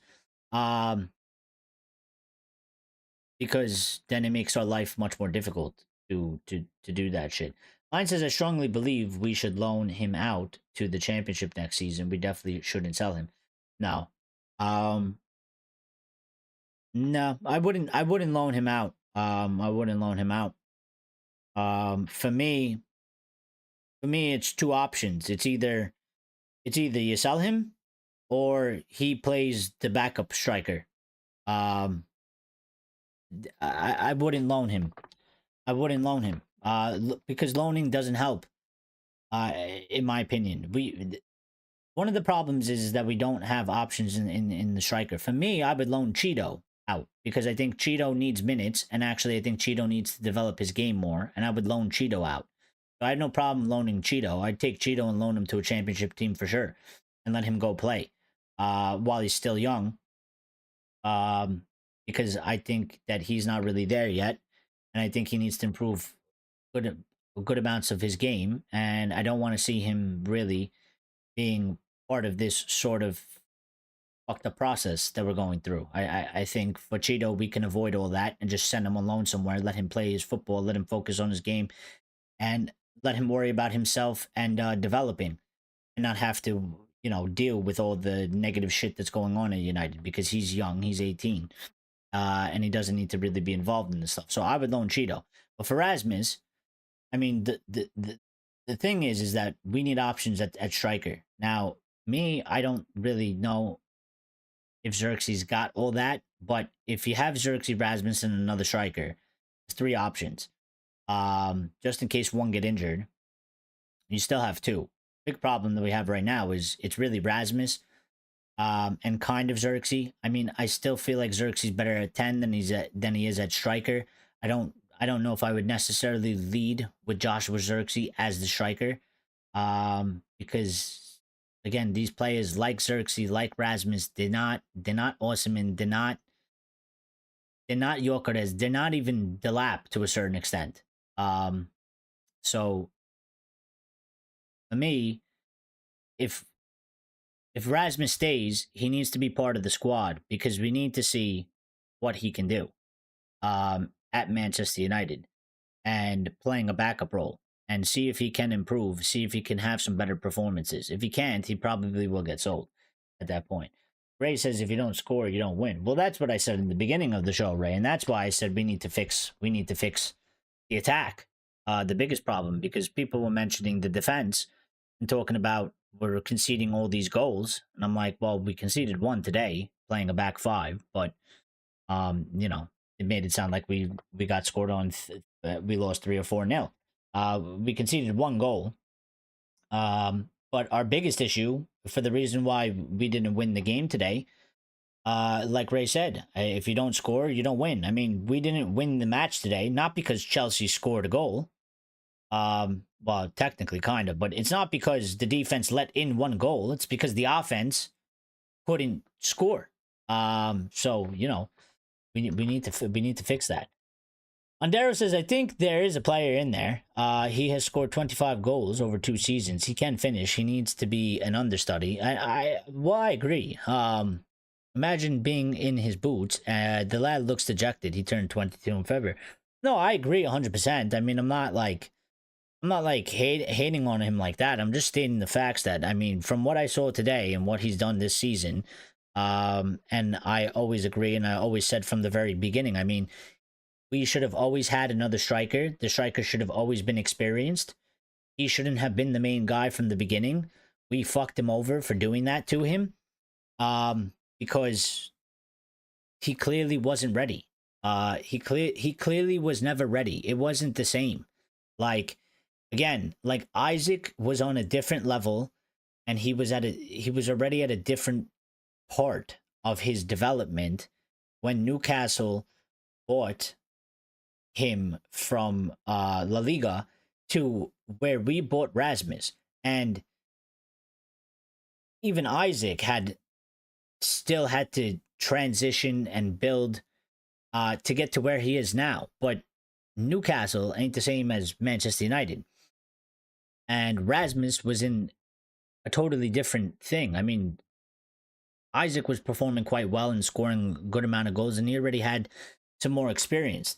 Rasmus clearly, obviously, wasn't ready. I mean, if you're scoring 9 goals in the Serie A, playing for Atalanta, and you had one actual like full season playing in the starting as striker, how would you come to Manchester United? That's already a team that doesn't perform quite well, but is, you know, 10 times the size or 20 times the size of Atalanta, and the Premier League is faster and it's stronger than Italian football, and you think that this 20-year-old is going to come in here and he's going to find success. I mean, we set him up to get fucked pretty much.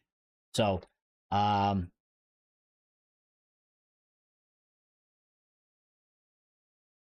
Moise Keane. Chad says he reminds me of Rasmus or the other way around.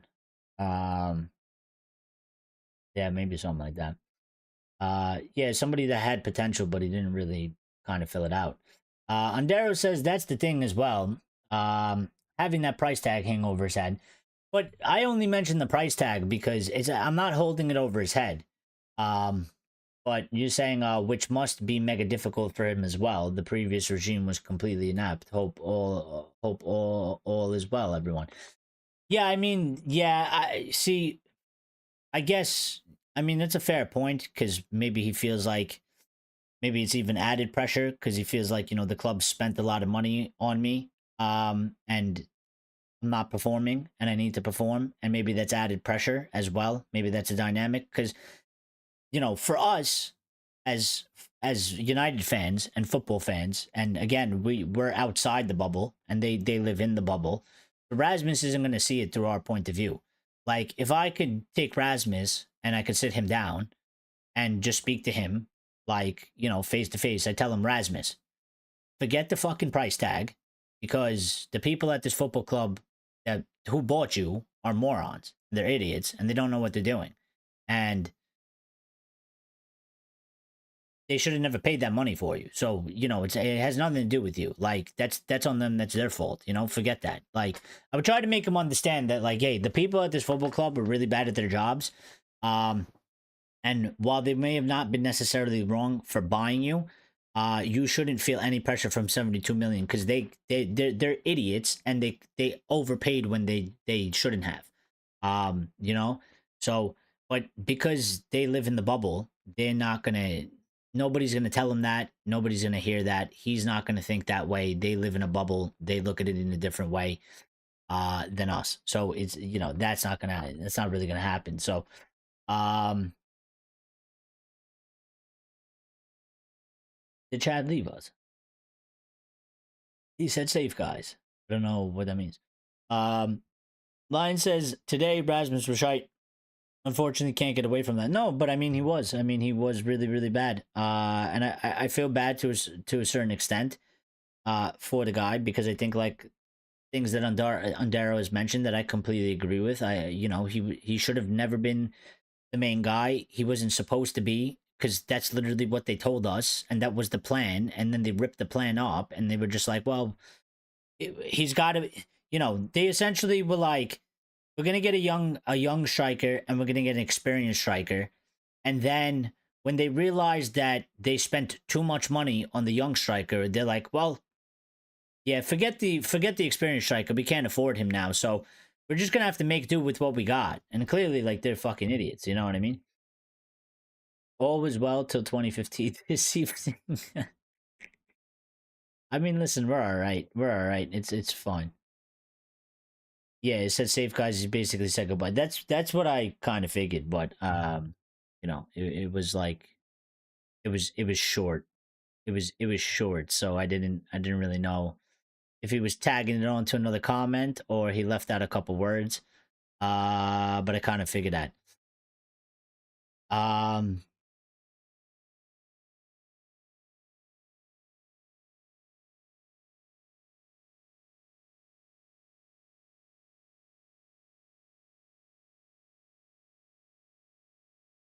I'm reading things here, so just give me a uno momento. Um,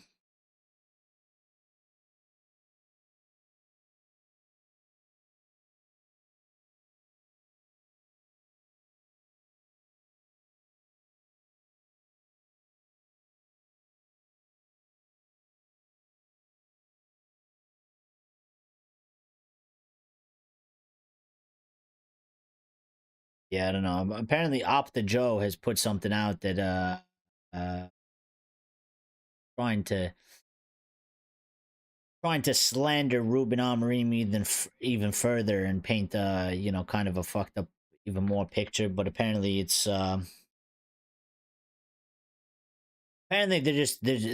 trying to drive home. I don't know how to describe this, but they're trying to twist it so it looks even worse than it already is. I guess. So I mean, I'm not gonna really read it, but yeah, I seen this pop up here. So um Ondero says Rasmus worked hard, shows strong mental strength in going out there every week, getting heaps of abuse from home and away fans. He is not a starter, but he goes out there anyway to do a job for us. Well, I mean, listen, I mean he tries and he does get paid at the end of the day, so I mean he should be going out there. Um, but yeah, I mean, again, I'm not one of these guys. I ain't calling him trashmas, and I ain't screaming to the heavens. Um, to get him removed, or kicked out of the club, because I think there's many people out there like Ondero, like you're saying, that give him heaps of abuse, and they pin a lot of shit on him, um, for a lot of things, and again, even just there's more things to fix than just the striker, and the striker alone isn't going to change everything. So, but the problem is there are some people out there that they don't know what the answer is, and they can't break things down. They can't break things down in depth. They can't analyze things. It's on a very basic level. It's like sky is blue and, fire is hot. And that's pretty much the extent of their thinking and thought process and analysis. So they look at Manchester United kind of like, I think of them kind of like cavemen at a certain point where they're just like, attack no good. United score no goals. Striker, bad. Different striker equals more goals equals United good. Like, that's what they do, you know?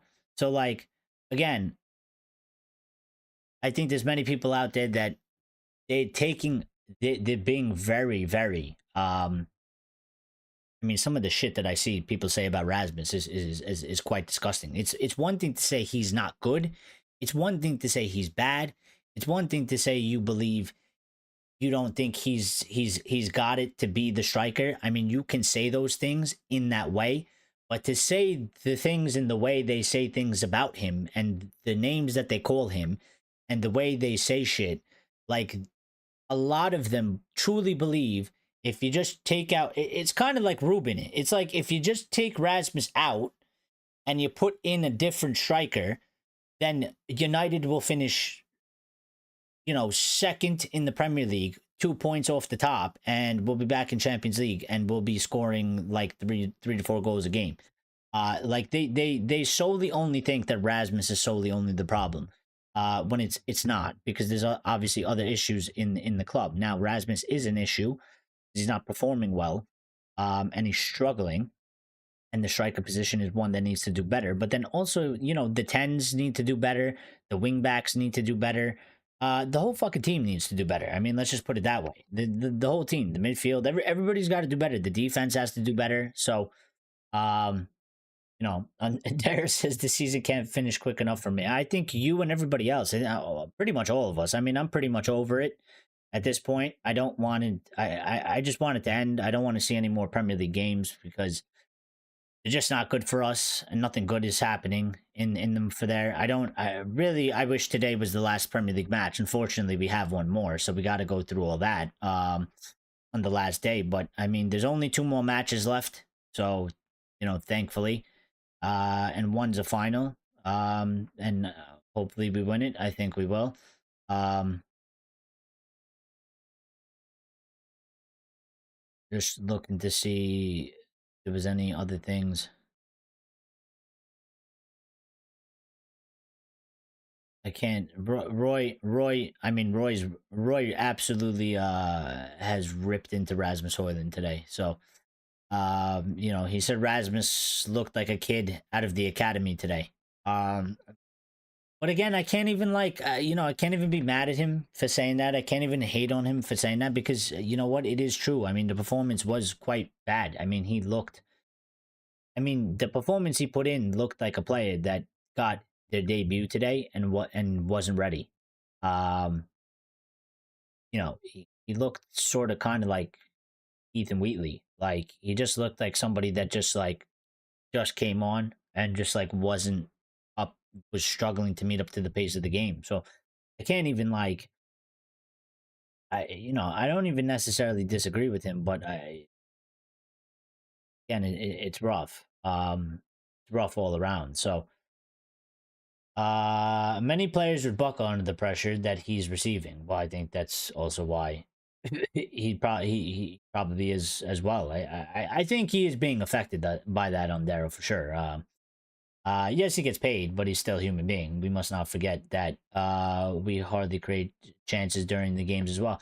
But that's the thing that I'm trying to say on Darrow. At the same point, like I I think it's a little bit of a mix of what everybody is saying um altogether. But there's some people out there that they say that they blame him for everything. And again, I'm not one of those people. I do quite understand that we don't create enough chances during matches, and especially we don't create good chances for the striker. But at the same time, um again, the striker has to be able, like Keane said, the striker has to be able to create their own chances as well. So it's to a certain level. Like, are they supposed to be doing that every single match and just like only creating chances themselves? Like, obviously not, because they don't. No striker does that. But he's not doing that, and then he's also not getting service. So obviously that's why there's no goals coming. Now he can improve on one aspect. The other aspect, it's not really up to him. The team's got to do better. Um, but I mean, in a match like today, uh, at the very least, he comes out, he tries hard, he does. I'm not saying he doesn't. I'm not saying he's walking. I'm not saying he's lazy. I'm not saying there's no effort, but there was just nothing he did was good today. He couldn't hold the ball. He couldn't win any battles. He was there battling, and good, but he he didn't win any battles. He couldn't make passes. He couldn't hold the ball. He couldn't take two touches. So today was really, in my opinion, it was probably his worst game all season, which is, you know, he's had a pretty bad season. But I mean, today was probably his worst performance all season and all time at Manchester United in the past 2 years. So Lion says, I like our defense and I like Hoyland, but the boy needs Senor. And we need a new 6 and a 10 or 2. Lila's put the link for the Discord as well. So if you want to join the Discord, get in the Discord. Lion says, but defense, I think we're strong, but they need protection from the midfield.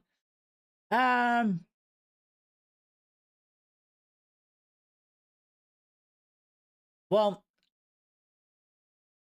what they got to do is, I think the defense to a certain level isn't actually even that bad. The depth for me, I think we could maybe do a little bit better in terms of, like, obviously Lindelof is gonna go, so I'd like to see maybe some type of like Lindelof is gonna go, Johnny Evans is out. I would like to see somebody back there. I mean, I know we have Euro, we got Heaven, there's Delit Maguire, and then you can play Shaw and Maz.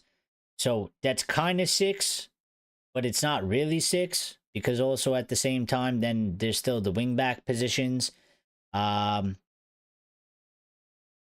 there's also Fredrickson as well, so maybe he kind of takes up that spot, and we go fairly young with that. I don't know. Right now, like,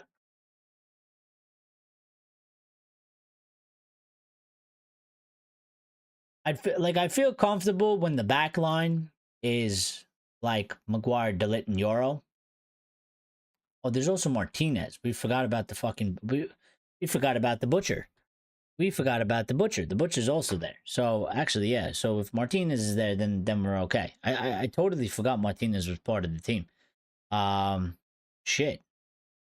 Yeah. So there's also Lisandro as well, which actually, we do need him. So, um, yeah, I don't know. Like this defense, didn't perform bad necessarily, but I feel like I feel more confident when it's like Maguire, Delit, and Euro back there. And if we had I like Maz back there as well. Sure, he could do a job, but you know, he probably needs a little bit more time, and he's got to stay fit. That's probably the biggest one. But I think if he stays fit, he'll be fine as well. Um, yeah, the defense isn't bad. So the defense isn't bad. They just got to be stronger. They just got to be stronger. Yeah, when they're all fit, maybe a backup to Martinez. Yeah, something like that. We got it, something like that. Andera says, I'd ask you in the chat this, Eric. Name me a striker who would score 20 plus league goals in this current side. Goals from service and creating their own chances. Many strikers would struggle. I think they would. I think many strikers would struggle. I don't think there's a lot of them. To be quite honest. And I know that. For sure, for fact. There's probably there's probably I mean, you say any if you could grab any striker and put them there, there's like 8, 10. If you're saying like strikers that we can get that are like realistic, that aren't gonna be like on some team that obviously we can't get them from, I'd probably say there's only a handful. There's probably only 5 out there that would be able to do it with the way we currently play and with the service we provide. But then again, I don't know. That one's always a little bit iffy for me. I know obviously we got to improve on that aspect, but I feel like if you have a certain level of striker that does create tons of space and makes the perfect runs and is in the good positions, then maybe the opportunities, maybe they get more opportunities and maybe they score more goals. Um, I don't know. I don't know. I feel like part of the problem with Rasmus is like there's some sort of a there's some sort of a there's some sort of like a bias, unconscious, conscious type of thing going on between the players there. I don't see I don't know what the guy is like in training, but I do know that it is always a possibility that obviously like, if he listen, if you like because this has happened to me before when I used to play with players, right? When I used to play on teams and shit. Like after a while, right? And like, obviously he's been here for 2 seasons now. So like when you have teammates, like after you're with them, like let's say you do like 2 seasons, like and you're doing training with them all the time, like when you're on the pitch, like what your teammates are going to do. You kind of have like this pre uh you have like this conception of them. So like for example, I used to play with a kid on my team. And this kid, he was decent like dribbling and holding the ball, but the second he got touched, he would just fall over. And when I mean fall over, like he would just fall over and like he wouldn't get fouls. So like there was a lot of times where like I was playing midfield, I wouldn't give him the ball in a lot of areas because I'm like, I'm just gonna give him the ball. He's gonna go in the fucking corner and he's gonna fall down. And we're gonna lose the ball. So I wouldn't give it to him. And then for example, like there might be this other kid who literally he only dribbles too much and doesn't pass. at all. And he was like far too selfish, and he's like one of those that doesn't pick his head up, and it's always down, and he's always running. So like I would pick and choose when to try and give them the ball, because I'm like, well, if I give it to him now, I was like, he's just gonna do this, and we're not gonna build up. So like I feel like there's some sort of a there's some sort of a thing, because like I find it absolutely strange when I'm watching the match, and sometimes like Rasmus is in some sort of a decent position, making a decent run, and he's like almost one on one with the center back, um, or he's like in the box, and he's actually in a good position where if the ball comes in from the right hand side and is whipped across, he has already beaten the center back, so all he has to do is meet the ball and put it in the back of the net, and they don't fucking give it to him. So it's like, at this point, I feel like, I don't know if it's like because they're totally inept of whether it's a lack of vision or a lack of IQ from their point, or it's just a lack of trust. And they see him and they're like, nah, but I probably, probably better to just give the ball to fucking Bruno. Instead of trying to give it to Rasmus, because he's probably not going to get it. So they just don't put the ball in, or they just don't try to give it to him. I feel like a lot of that is going on. I feel like, unfortunately, it seems like they don't actually, they either don't believe in his abilities, or they don't necessarily trust him in a lot of situations, and they're they're unwilling to take certain risks on the pitch. They don't just do it. Like, and that's kind of what I've been arguing anyway. I've been saying like, yo, even if you don't necessarily believe in his ability to score, or that he's gonna, beat this center back if you give him the ball, or that he's gonna be able to hold on to it, like there's certain opportunities and things that happen on the pitch that like you have to do it regardless. You can't like just not send that through ball to him because you don't believe that anything good is going to come out of it. You still got to do it because it's the correct play to do. And I feel like when I'm watching the team, there's a lot of times where there is the correct play to do for him specifically, and they don't do it, and they opt for a different option because they'd rather just pass the ball off to somebody else than do it to him, because they don't believe in him. They don't believe in him. So Andera says, and that's my point. That's why it's reflecting badly on a striker who is not a finished article. In my opinion, no striker would thrive in this side. It's been like that for a long time. Well, also, I mean, the strikers that we've had.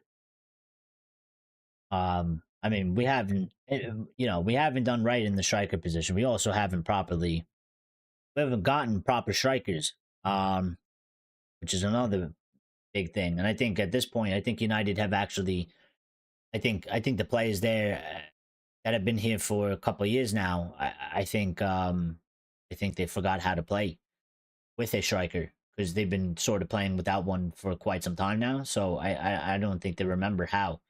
Um, I don't think they remember how to play with a striker at this point. Shaw is wasted in left center back. We need him running down the wing, crossing ball. Well, maybe, but at this moment in time, we need him left center back. You know what I mean? Unfortunately, because we're a little bit light staffed there. So, um, yeah. And anyway, I think Shaw playing left wing back is he's obviously he's better at left wing back than he is center back. Like, he can play center back, and he could do that for you if you need it. But I don't think that's like I don't think that's I think he should be starting wing back. He's clearly obviously better at it, and he can actually put in some crosses.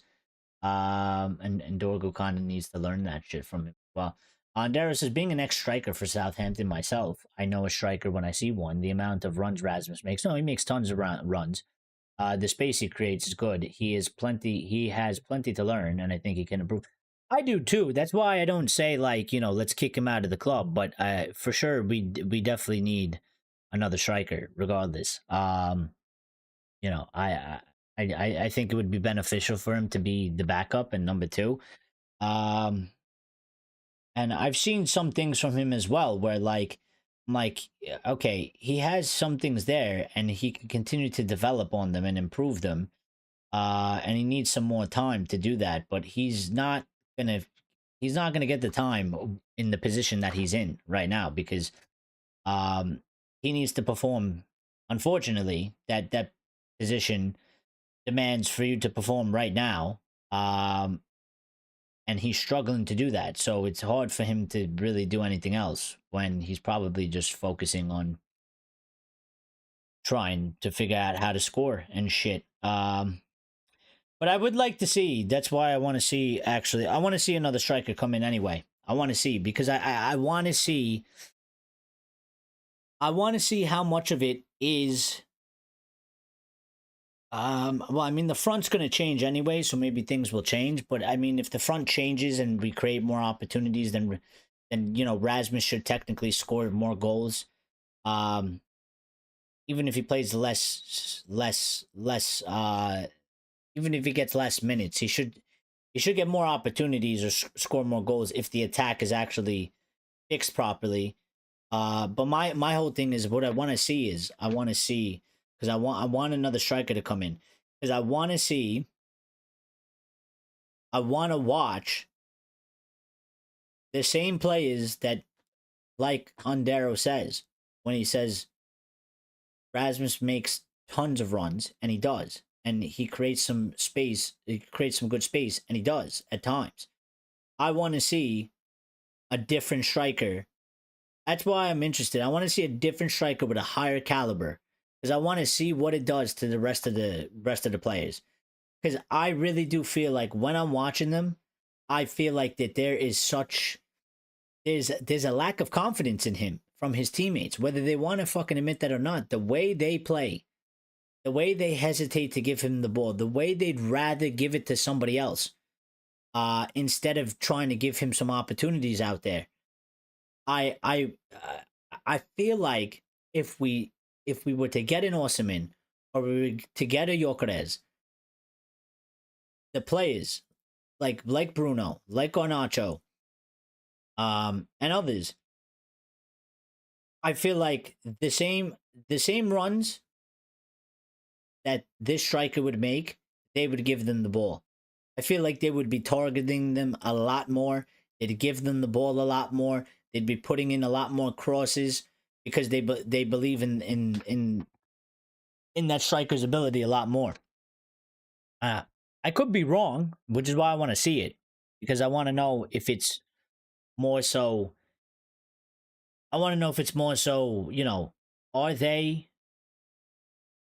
just incapable of making the correct play, which means lack of IQ and lack of understanding, and lack of awareness on the pitch, and lack of execution, I guess, with the crosses, or is there a big element of they're training with this guy every day or whatever, every week, multiple times a day. They see him in training. Maybe he sucks in training. Maybe he's like missing chances. Maybe he misses a shit ton of headers in training. And maybe this has been going on for a little bit now, or for quite a while. And maybe the players are like, they go on the pitch and they're like, bro, this guy can't score. He can't score. Like this guy's constantly missing headers in training. So like there's no point in trying to give him a cross to his head. He ain't gonna score it and shit like that. So um Lion says I could see Xerxes Hoyland both playing behind a number 9. I don't think Rasmus can do that. Xerxes for sure. Xerxes 110% for sure. Rasmus, I don't think so. I don't think so. So what's that? 2, 9, 5, and a 9. No, that would work. I wish Ruben would play 4-3-4-1-2. I mean, yeah, but if we had the players to play a 3-4-1-2, we don't even have 2 strikers. We don't have 3 strikers. So yeah. One thing is for sure, Rasmus will probably want this season to finish 100% as quickly as possible, and hopefully he'll get a chance behind an experienced marksman to hone his craft. Well, I feel like these guys are gonna go and get Liam Delap, so I'm not gonna be too happy about that. Be quite honest. And but I don't know what happens with Rasmus then. Um, I don't know how it'll go. I don't know how it'll go if we get Liam Delap. He's basically the same age as Rasmus. Um, and actually, Rasmus has 2 years of Premier League experience, and Liam Delap has one. Even though obviously, Liam Delap has come up in the English system with English football, so obviously there's the difference there. But it seems like they're gonna go that way. I think it's a mistake, personally. I do. I do. I don't necessarily like it. So, oh, you played for the Saints. Did you really play for them though? Like at what level? Like what level did you play? Did you play for them professionally? Undero. I know I kind of glossed over that in the beginning. But that's because I was trying to get my point across.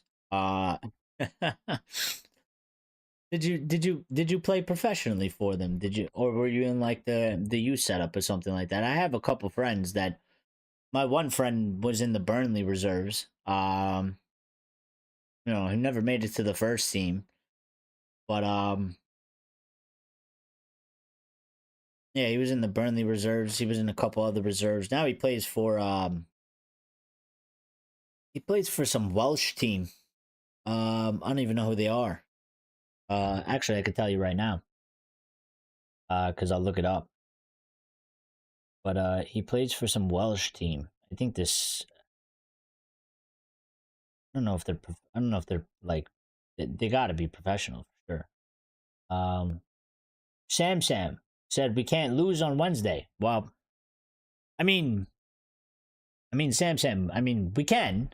Like, actually, like it's a possibility. Like we can lose on Wednesday. It is something that can happen, but I don't think you mean it like that. I think you mean like we must win because like we have to win because you want us to win. That yeah. I mean, no, we need to win, Sam, for sure. We need to win. I know what you mean. I know what you mean. I'm joking. I'm having a bit of fun. Uh, I'm having a bit of fun. No, I mean we do. We do got to win. Um, we do got to win on Wednesday. Um, kind of for our sake, for our mental health sake, but also for Ruben as well, because actually it's a good point that you bring this up, so I could talk about it now. If Ruben doesn't listen, we're at a point right now. I mean, it's gone really bad. You see, every time we lose a match, everybody just cries and moans Ruben out, and then talks about next season and talks about summer window. Ruben needs to win this to buy him some good faith and some time. This has proven to be. I don't care what anybody says. This has proven to had impacts on how fans behave and how fans feel towards managers, specifically at football clubs. Um, famously, Sir Alex Ferguson supposedly was going to lose his job, even though they deny it. But so was going to lose his job, won the FA Cup. Rest is history. Eric Ten Hag, big stories, was going to lose his job. Ended up winning the FA Cup against Manchester City. Played a big role into him staying, along with some other factors, but it played a big role. Ruben Amorim come in, had a very difficult time so far. 6 months, been really bad. Not good records in terms of win loss ratio and points in the Premier League. Has done well in Europa, but Premier League, very very bad. And if we lose to Spurs in the final, the pressure and the amount of patience that he's going to have for next season is going to be even slimmer than it probably already is. There's a significance of there's a significant amount of weight that's going into this. He's not going to tell you this, whether because he actually doesn't believe it or not, whatever. But I mean, he kind of did allude to it the other day. He said that, like, next season we can't have this sort of season, and if we don't win the trophy, if we don't win Europa League, we have to be absolutely perfect from the beginning of next season. And I think that's 100% true. If he doesn't win this trophy, his margin for error next season, especially in the beginning, like the first 10 matches, there will be zero room for error. Like he will, like he would have to win, like, 6 or 7 out of 10 of the first 10 matches or something like that.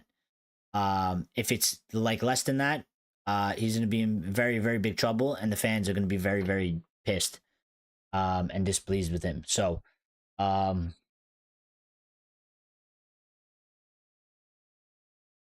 says, sorry, bro. I fucked up my night. Listen, I know. It happens, bro. It happens. It's Samsung. It's very rough right now. It's very rough right now. I'm sure, maybe you got mates that aren't United fans. People are going to give you shit. They give me shit all the time. I got to deal with these idiots. And it's hard to defend our team right now because there's nothing really to defend. I mean, at this current moment in time, you got to deal with that shit. I mean, it's rough. It's rough. And Darrow says, yes, I started as a YTS in 93. Reserves 95 and 97, played several games in the first team in 99 2000 before moving to Brighton and finished at Colchester. Holy shit, I didn't know that. Well, that's awesome. That's we got an X. Was this, were you guys in the Prem? Oh, well, none of those teams in the Prem. We got an X player in here. That's fucking cool, man. That's so cool. One of my friends, his father, may rest in peace. He died a few years ago from cancer, but he was an awesome guy. He's British. He was a Spurs fan, actually, which makes my friend a Spurs fan. He actually, fuck, who was one of it wasn't Gascoigne. Was his name like Rob Lee or something like that? Rob Lee, I think his name was. So my friend's dad was very good mates with Rob Lee. I believe his name was Rob Lee. At Spurs, they played together. They were in the youth setup, and they were both gonna go into the first team. My friend's dad sustained an injury, and he was never the same after that, and he couldn't continue, and he dropped out. But he always stayed good friends with I think his name was Rob Lee. Please tell me his name, if you do know. I think it was Rob Lee. Rob Lee, I want to say. And actually, he wrote a book, and he mentions my friend's father in the book a couple times and stuff. And they still kept up with each other, after he had his career. And they would still go and meet up with each other from time to time in England when they go over there. So Samson says, Amrin told us we will suffer. We did. He did. And that's fine. To a certain point. I think when Amarim said we would suffer, I don't think he meant like this, though. This is like, this is excruciating suffering. But also at the same time, we can't,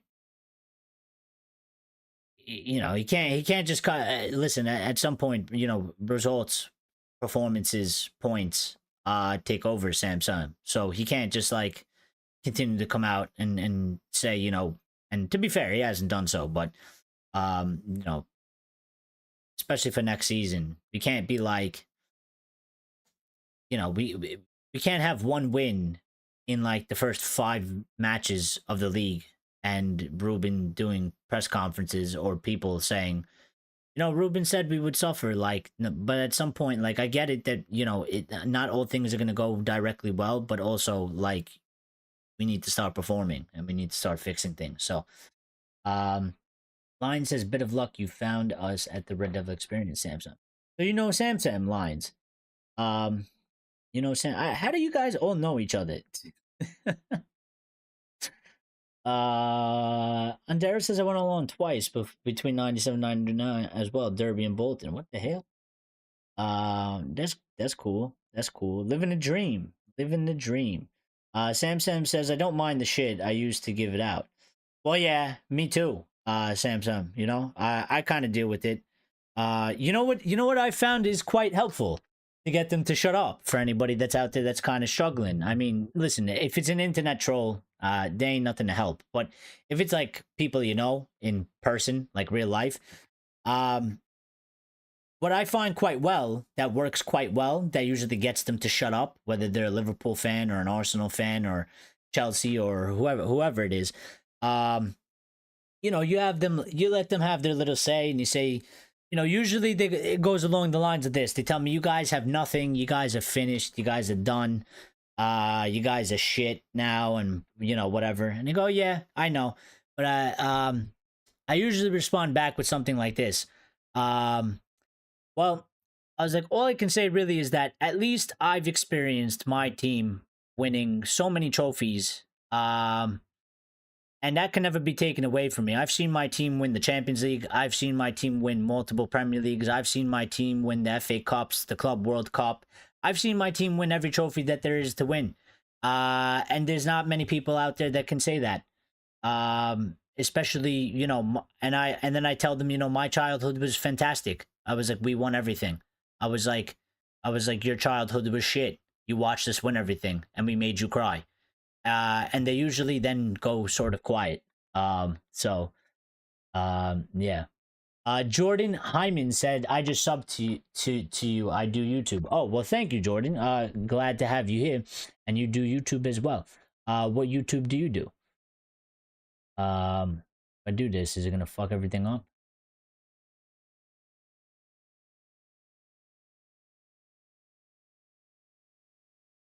Jordan Hyman. Hello, my name is Jordan. Oh, he's a Liverpool content creator from Jamaica. All right. Well, look, fair enough. He's coming here. He's sub to United channel. Liverpool man. All right. Listen, we live in a world of football. We got to do what we got to do. Yeah, proper career, Mr. D. Yeah, Ondero. Proper career. Yeah. Premier League. We finished 15 that season. I'm gonna go find you now. You know what I'm gonna do, Ondero? I'm gonna figure out who exactly you are now. I won't expose you in the chat. I won't expose you publicly, but I'm gonna figure it out, and then I'm gonna load up FM. I'm gonna load up FM 24, and I'm gonna load up the rosters from that year, and I'm gonna put you in United, and I'm gonna take you to the top so we could win you a Premier League and a Champions League, and a couple FA Cups and stuff like that. You're going into my team, Ondero. I'm gonna find you, and I'm gonna get you in there for sure. I'm gonna figure it out. I'll figure it out. I won't expose you. I won't expose you. I promise. I won't say anything. But I'm gonna figure it out later. I'm gonna get you in my FM 24 squad. With the throwback mods. Rosters. I'm gonna load up those 2000 roster there. Nah,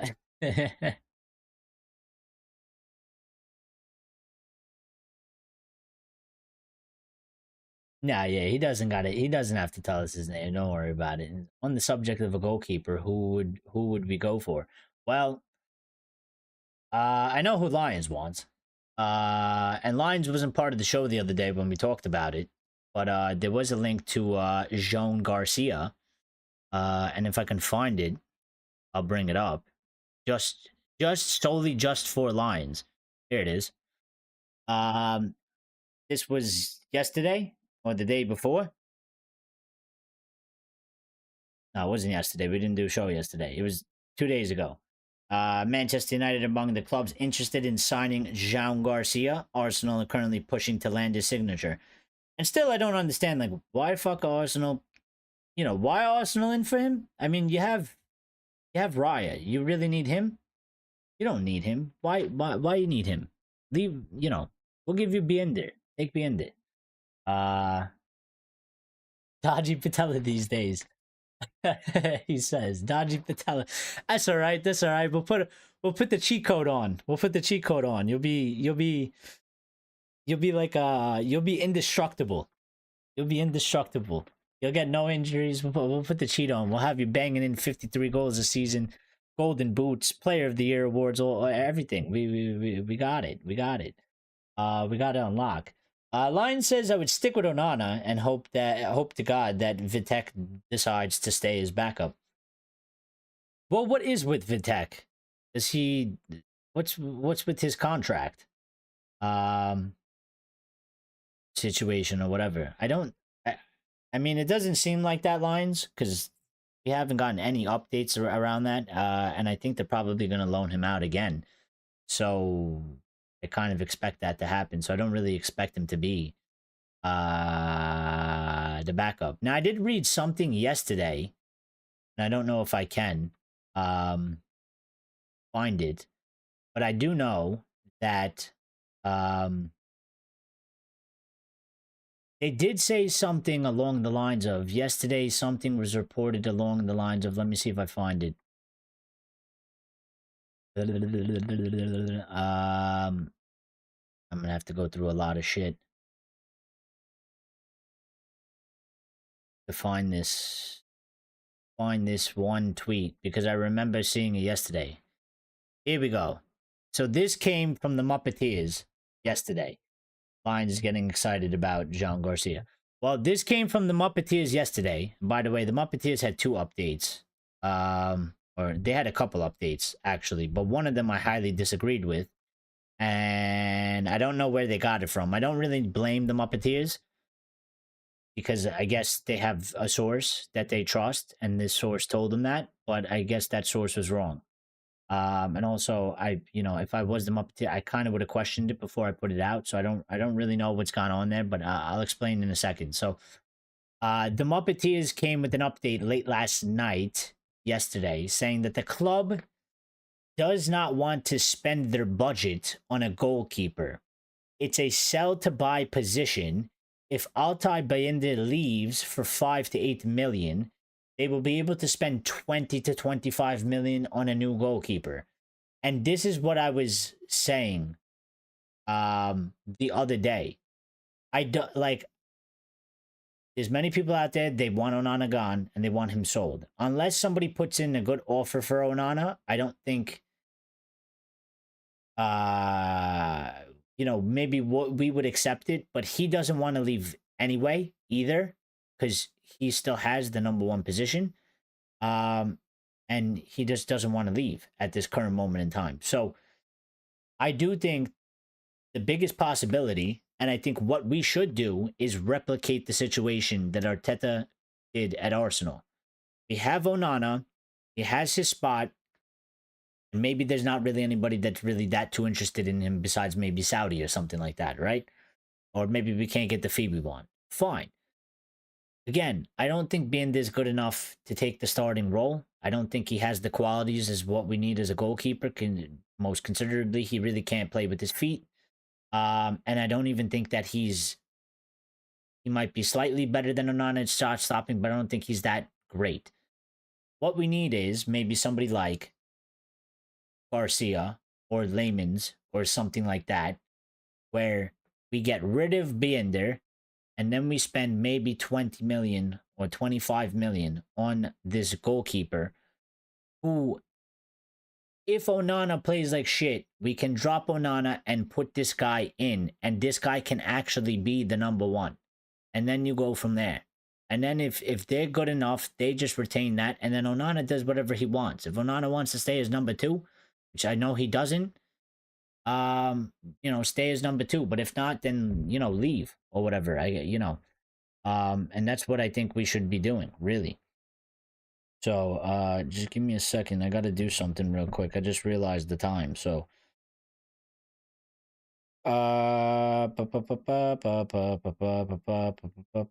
this is what we did. Okay. Hold on. Hold on. Wait a minute. Yeah, give me 2 seconds. I gotta do some on my phone real quick. Real quick. Real quick, real quick, real quick. What are we at? 2.5 hours?